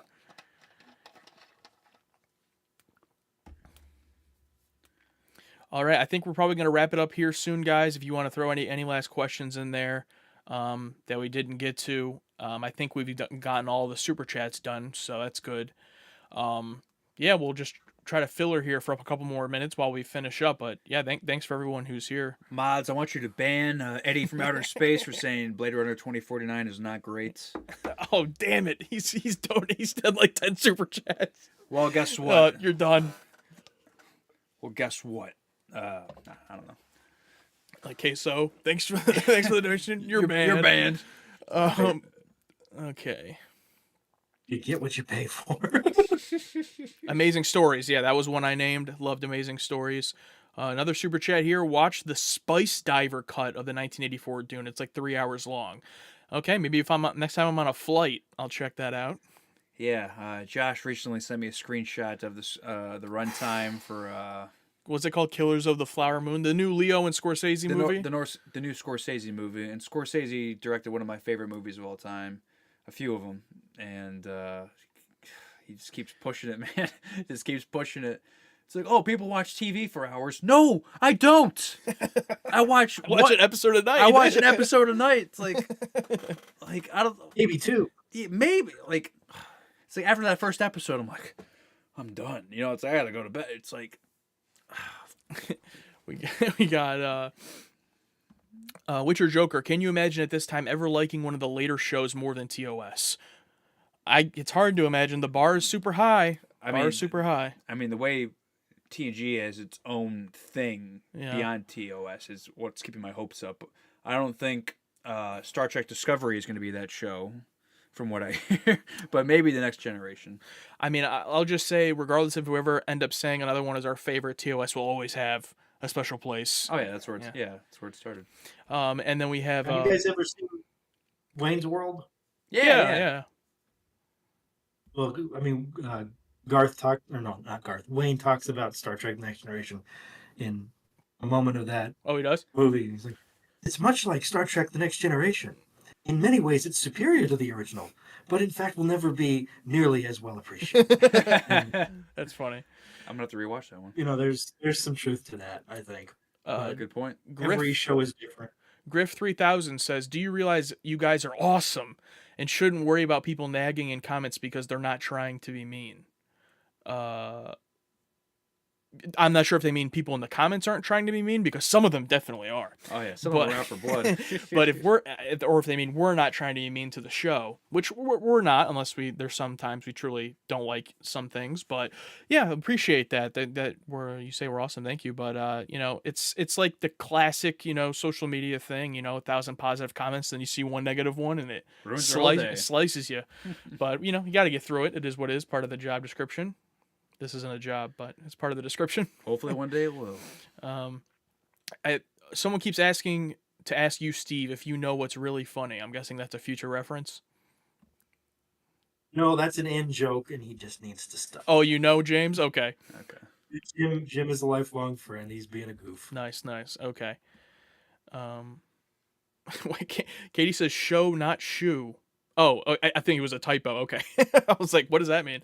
Sliders is a great sci-fi series, not a space show, but great early 90s science fiction. Okay, I'll keep that in mind. I have never seen that or encountered Sliders. I always think of the Captain America meme from the Winter Soldier. I'll add it to the list. It's in the bucket. Yeah, it's in the bucket. Did you ever watch Third Rock from the Sun? Yes, I haven't watched it the whole way through, but I did watch that in my childhood, and I revisited it a couple of times growing up. Again, not watching the whole thing, but I think it's a funny show. I enjoy it for what it is. I mean, it's a sitcom. Have you ever seen that with John Lithgow and?